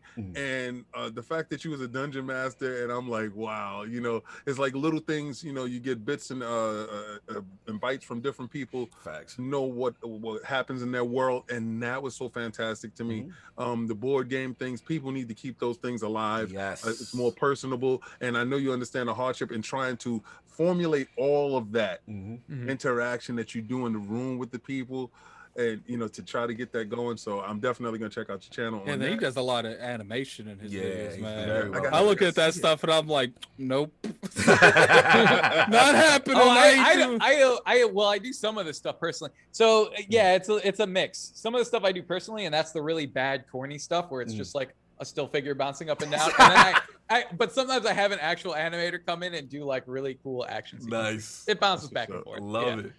So you guys can catch me on Twitter, where I'm giving dudes a smoke for acting out of turn. And you can see me unbox premium statues. I got a couple of that's you see some boxes over there with Mario's. The bottom one's King David. Yes, sir. Next week, Saturday, got some live unboxings. I'm also going to be meeting up with a couple of statue collectors, and we're probably going to go live from that location. Yes. Dolph Castle X. Yes. Fridays at 9 p.m. Just check us out. It's a little bit different, and you're gonna have a little blue king. So okay. Curse is wolf. Oh, he's loose. King is loose. Yeah, okay, I got you. All over the place. Fair enough. But also, I like to thank you guys for supporting us. We had 300 plus here. Like and share, and also look into our guests, because he sat here for the whole 3+ hours. Facts. And he gave us his wonderful time with all his energy. So please check out his channel. Go subscribe there, because I'm definitely going to go watch Get Wrecked, son. Oh, yeah, no doubt. No doubt. You already know. Solve, get the super chats, because more came in real quick. We want to make sure we read those before we head out. Yeah, no doubt. We got Smitty Smith, $2 super chat. Google's pull-out game is strong. Pause. Jesus. And we have Sunday. Messy today. Then we have J-Dub is a shill with the $10 super chat. Sup, fellas? Great show as usual. I'm enjoying the PS5 I won from you guys, just showing a bit of love, no doubt. Glad that Enjoy you that, brother. J-Dub is a shill who is not J-Dub. Yeah, man. Shout out to Sean Capri. But yeah, again, thanks for everyone in the chat. Again, thanks for Lasercorn for rocking out. Got a lot of fun stuff planned, man. You guys, like Addict, me and Addict know, and King know, and Soft know. Like, it's a lot of fun stuff planned. But thanks for rocking out with us, everybody. Look, enjoy your Sunday. That's all I got until next week. Anybody got anything else? Oh yeah, one more thing. What's up, brother? Dealer, this means war. Yes, Dealer. Stop acting like we're a 3-man podcast, and salute my man Lord Soft. He's official out here. Anyway, everybody enjoy your Sunday. We out of here. Peace.